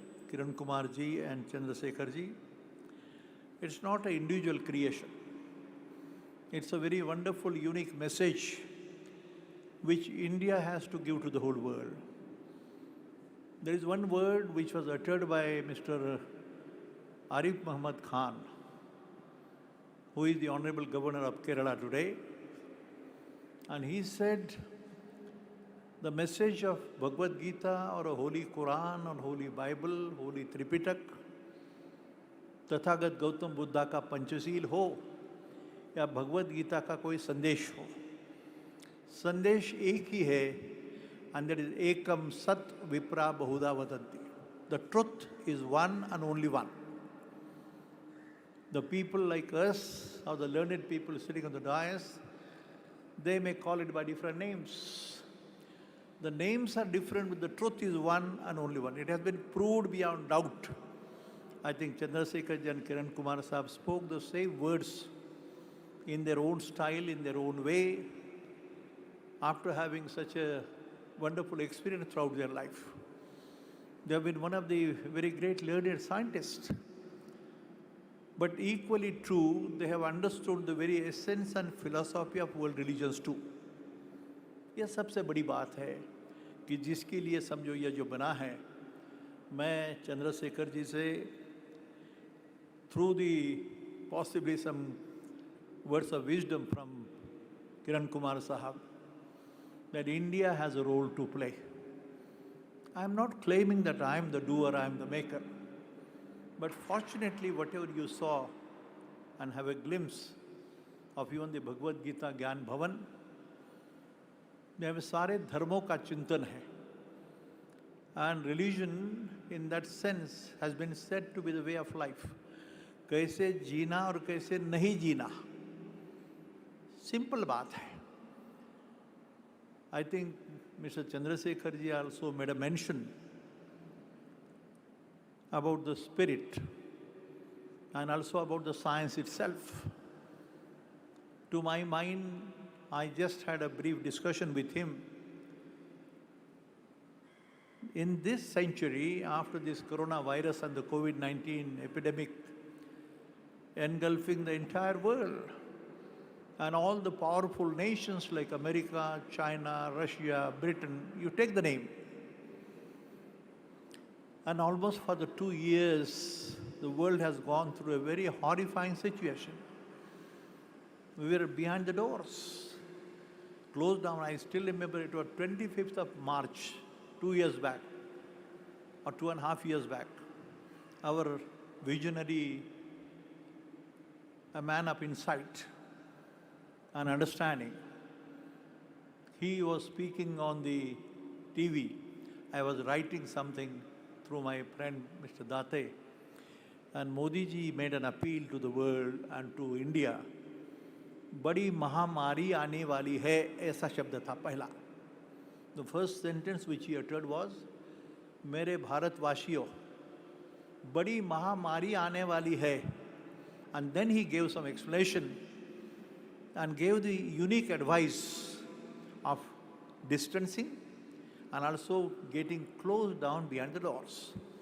All the churches, the temples, the mosques, every possible prayer hall and the places of worship were closed. Pandharpur, Alandi, Dehu, or whatever you say, or churches of the world. What is the reason? And thereafter he said, not only get closed down, keep a distancing. ये भी बात थी. फिर से नमस्ते आ गया. पहले hug करते थे. Even Americans were trying to hug each other, embrace each other. Embrace is a better word. Hugging is a different word altogether. But that was the message given. What is the reason? The reason was fear of death. What is birth and what is death? Only one sentence I can tell you, friends, that these statues which are standing in this hall, they are the men of spirituality, they are the men of religion.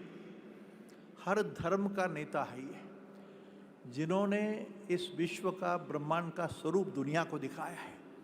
And especially the name of philosopher Chandrasekhar, at the age of 16 years of age, 16 साल की उम्र है भाई, आपका भाई. दूसरा Nobel सन हुआ Swami Vivekananda, who has given the wonderful message to the whole world in 1893, 11 September. You know it very well.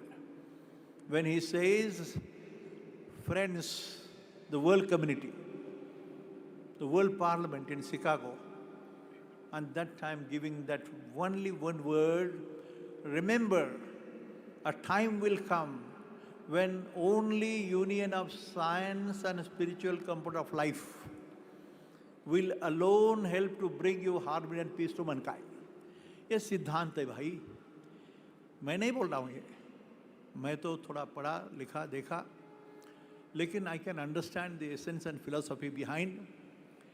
And on the same lines, I'm making a statement. About 30 years back, I wrote this article, being an engineer, being a professor, that E equal to mc square is the equation given by Einstein. But we say Om tending to E equal to mc square. Philosopher said Chandrasekhar to Albert Einstein is the journey है ये. ये जो प्रयोगशाला है ना ये बड़ी building नहीं है भाई. कंस्ट्रक्शन नहीं है, क्रिएशन. हमारे ऑनरेबल वाइस प्रेसिडेंट साहब वेंकैया नायडू साहब, I think possibly he got that position decorated for quite some time. But he had said it's not a monumental creation, it's not a big building. Mashalkar also said the same thing. This is a unique message, the very concept behind. And that concept belongs to Mother India. भारतीय संस्कृति, परंपरा और तत्वज्ञान का एक संदेश है दुनिया के लिए. And that वो संदेश की बात होती है तो ये spiritually oriented scientific प्रयोगशाला है. ये बड़ा डोम बन गया भाई, ठीक है, कोई आया इंस्ट्रूमेंट बना. लेकिन what I'm saying is an appealing to you all friends, and here Chandrasekhar ji and Kiran Kumar sahab, we need your support and guidance. I think Chandrasekhar ji said that we need to invite the very talented, learned people. Now the Americans, the Germans, the Japanese, the Thailand, many people have come here and gone back completely changed. The concept has changed. And now the time has come when possibly whatever words we discussed, ये information की बात नहीं, data collection की बात नहीं, ये ज्ञान की बात है. Knowledge divine जिसे बोला जाता है. ये divinity क्या है, knowledge क्या है, understanding the self and understanding the purpose of my life, where I have come from, what is my duty, what is my destination, and where I'm going to go. ये journey क्या है? Yes, scientifically I'm saying as an engineer, it's a cyclic formation. Every process, every event in this whole universe takes place with a cyclic form. ये सिद्धांत है, मेरा नहीं. ये बड़े दुनिया के साइंटिस्ट जो भाषा कर रहे हैं ना, उनकी भाषा है ये. मैं तो सिर्फ समझने की कोशिश कर रहा हूँ. मैंने चंद्रशेखर जी से पूछा कि भाई साहब आत्मा और मन की बात हो गई, मन की बात और दिल की बात. ये दिल क्या है, मन क्या है, चिदविलास क्या है, कॉस्मिक डांस क्या है? I tell you friends, my students especially and the teachers, that when I read this very sentence of the Schrodinger and Penrose and even the Einstein, the language is a little different, but they have said that time has come when we need Chandrasekhar ji, you being the man secretary of the DST of Mother India. उन्होंने कहा है कि वक्त आ गया है. It's not my sentence, again telling you.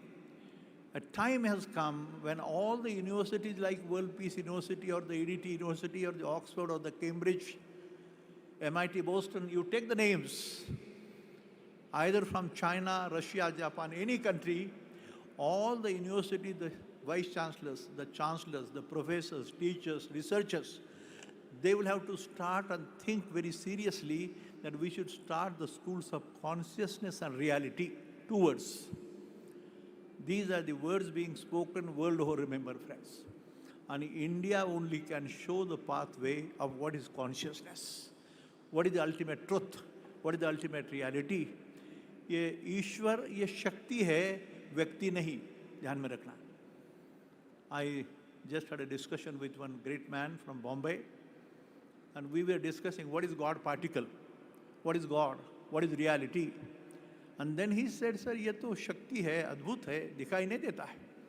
आत्मा क्या है, मन क्या है, what is the chemistry of mind? So many discussions are being done, but I tell you friends, I appeal to you students, and especially the men who are sitting at the top of this government of India के जिसमें उनके हाथ में है ये दिशा देना.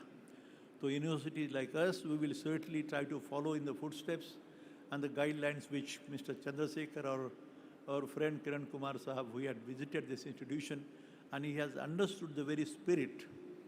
What is the purpose of this university? मैंने देखा कि last time I had to give a warning not to take out the mobile phones. Keep them, throw them out. Let me tell you, मेरा गर्व की बात नहीं, मैं mobile जेब में रखता नहीं. क्या फ़र्क पड़ता है भाई? क्या फ़र्क होता है? समझो 1 घंटे 2 घंटे में तुमने मोबाइल सुना नहीं, क्या दुनिया बदल जाएगी? दुनिया क्या डिस्ट्रॉय हो जाएगी? You know it, friends, you are the men of engineering. Remember, don't act and don't do any action which can create a disorder in the life of other people. Simple है सारी बात. पुण्यते पर उपकारन पापते पर पीड़ा, संदेश है ये. तो कोई फर्क नहीं पड़ता, जेब में रखने की जरूरत नहीं, और मोबाइल 2 घंटा बाहर फेंक दिया तो क्या फर्क पड़ता है? बंद करो ना. And don't move from a place. We have been, MIT had a pledge when we said those who feel discipline is a punishment, they did not apply to MIT. They did not come to MIT at all. And we have defined a winning personality. क्या है भाई ये? You should be physically fit, mentally alert, intellectually sharp, but spiritually elevated. इसे winning personality कहा जाता है. वो भारत का हर युवक, हमारे नेता सब बन जाएंगे. प्रयास करो. धन्यवाद on this occasion. Thank you so much. Thank you, sir. Thank you very much for your blissful and inspirational presidential address on this 7th Foundation Day of MIT-ADT University. Once again, a huge, huge round of applause. Thank you. Thank you very much. May I now request Honorable Professor Dr. Ramchandra Pujari, sir, Dean Student Affairs, MIT-ADT University, to propose oath of thanks. Thank you.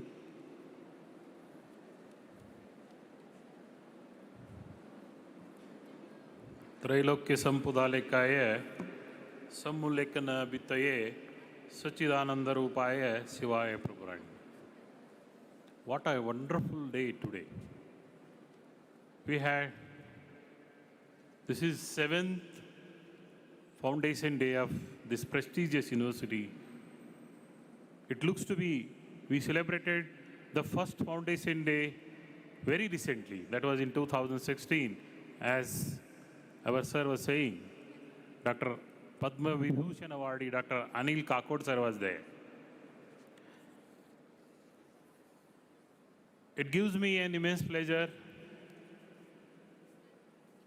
to stand before you for this August Gandhi and to render this vote of thanks. I wholeheartedly and on behalf of management of this great MIT Art Design Technology University and Board of Trustees,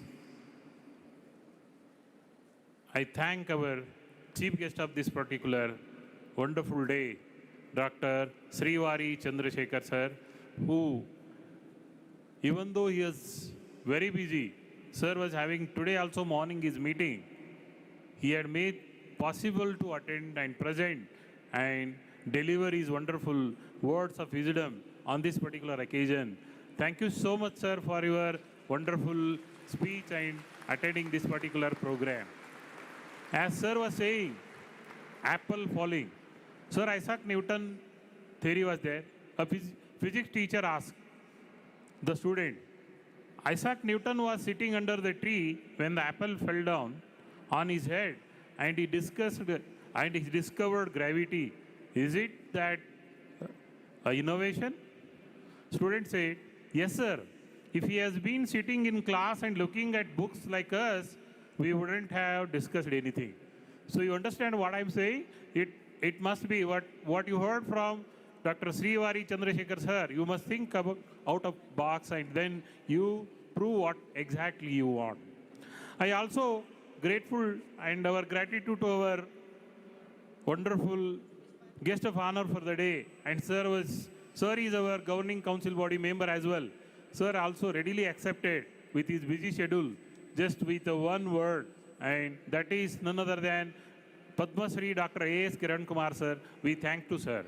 I also thank our founding father, wonderful human being who has made this great monument, and all the time when we listen to sir, we get some positive energy with his busy schedule. Again, sir was make us, all of us, to understand what actually reality and human life. Sir, thank you so much for this wonderful gathering and making us all of us. I thank our special guest who was unable to present, but he has sent his message. That is none other than our managing trustee, Professor Rahul Karat sir, and our Vice Chancellor and Executive President, Dr. Mangesh Karat sir, who is the brute force behind of all this particular successful and grand program on this particular campus to happen.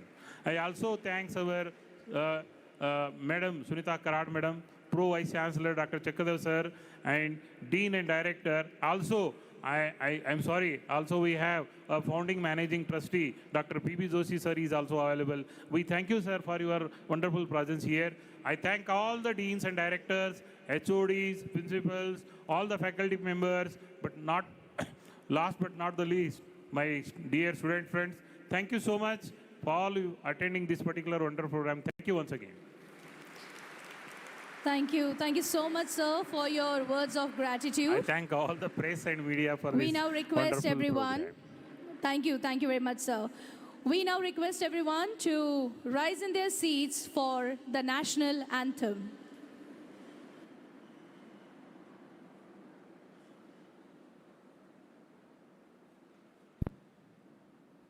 जनगण मन अधिनायक जय हे भारत भाग्य विधाता, पंजाब सिंध गुजरात मराठा, द्राविड उत्कल बंगा, विंध्य हिमाचल यमुना गंगा, उच्चल जलधि तरंगा। तव शुभ नामे जागे, तव शुभ आशीष मांगे, गाहे तव जय गाथा। जन गण मंगलदायक जय हे भारत भाग्य विधाता, जय हे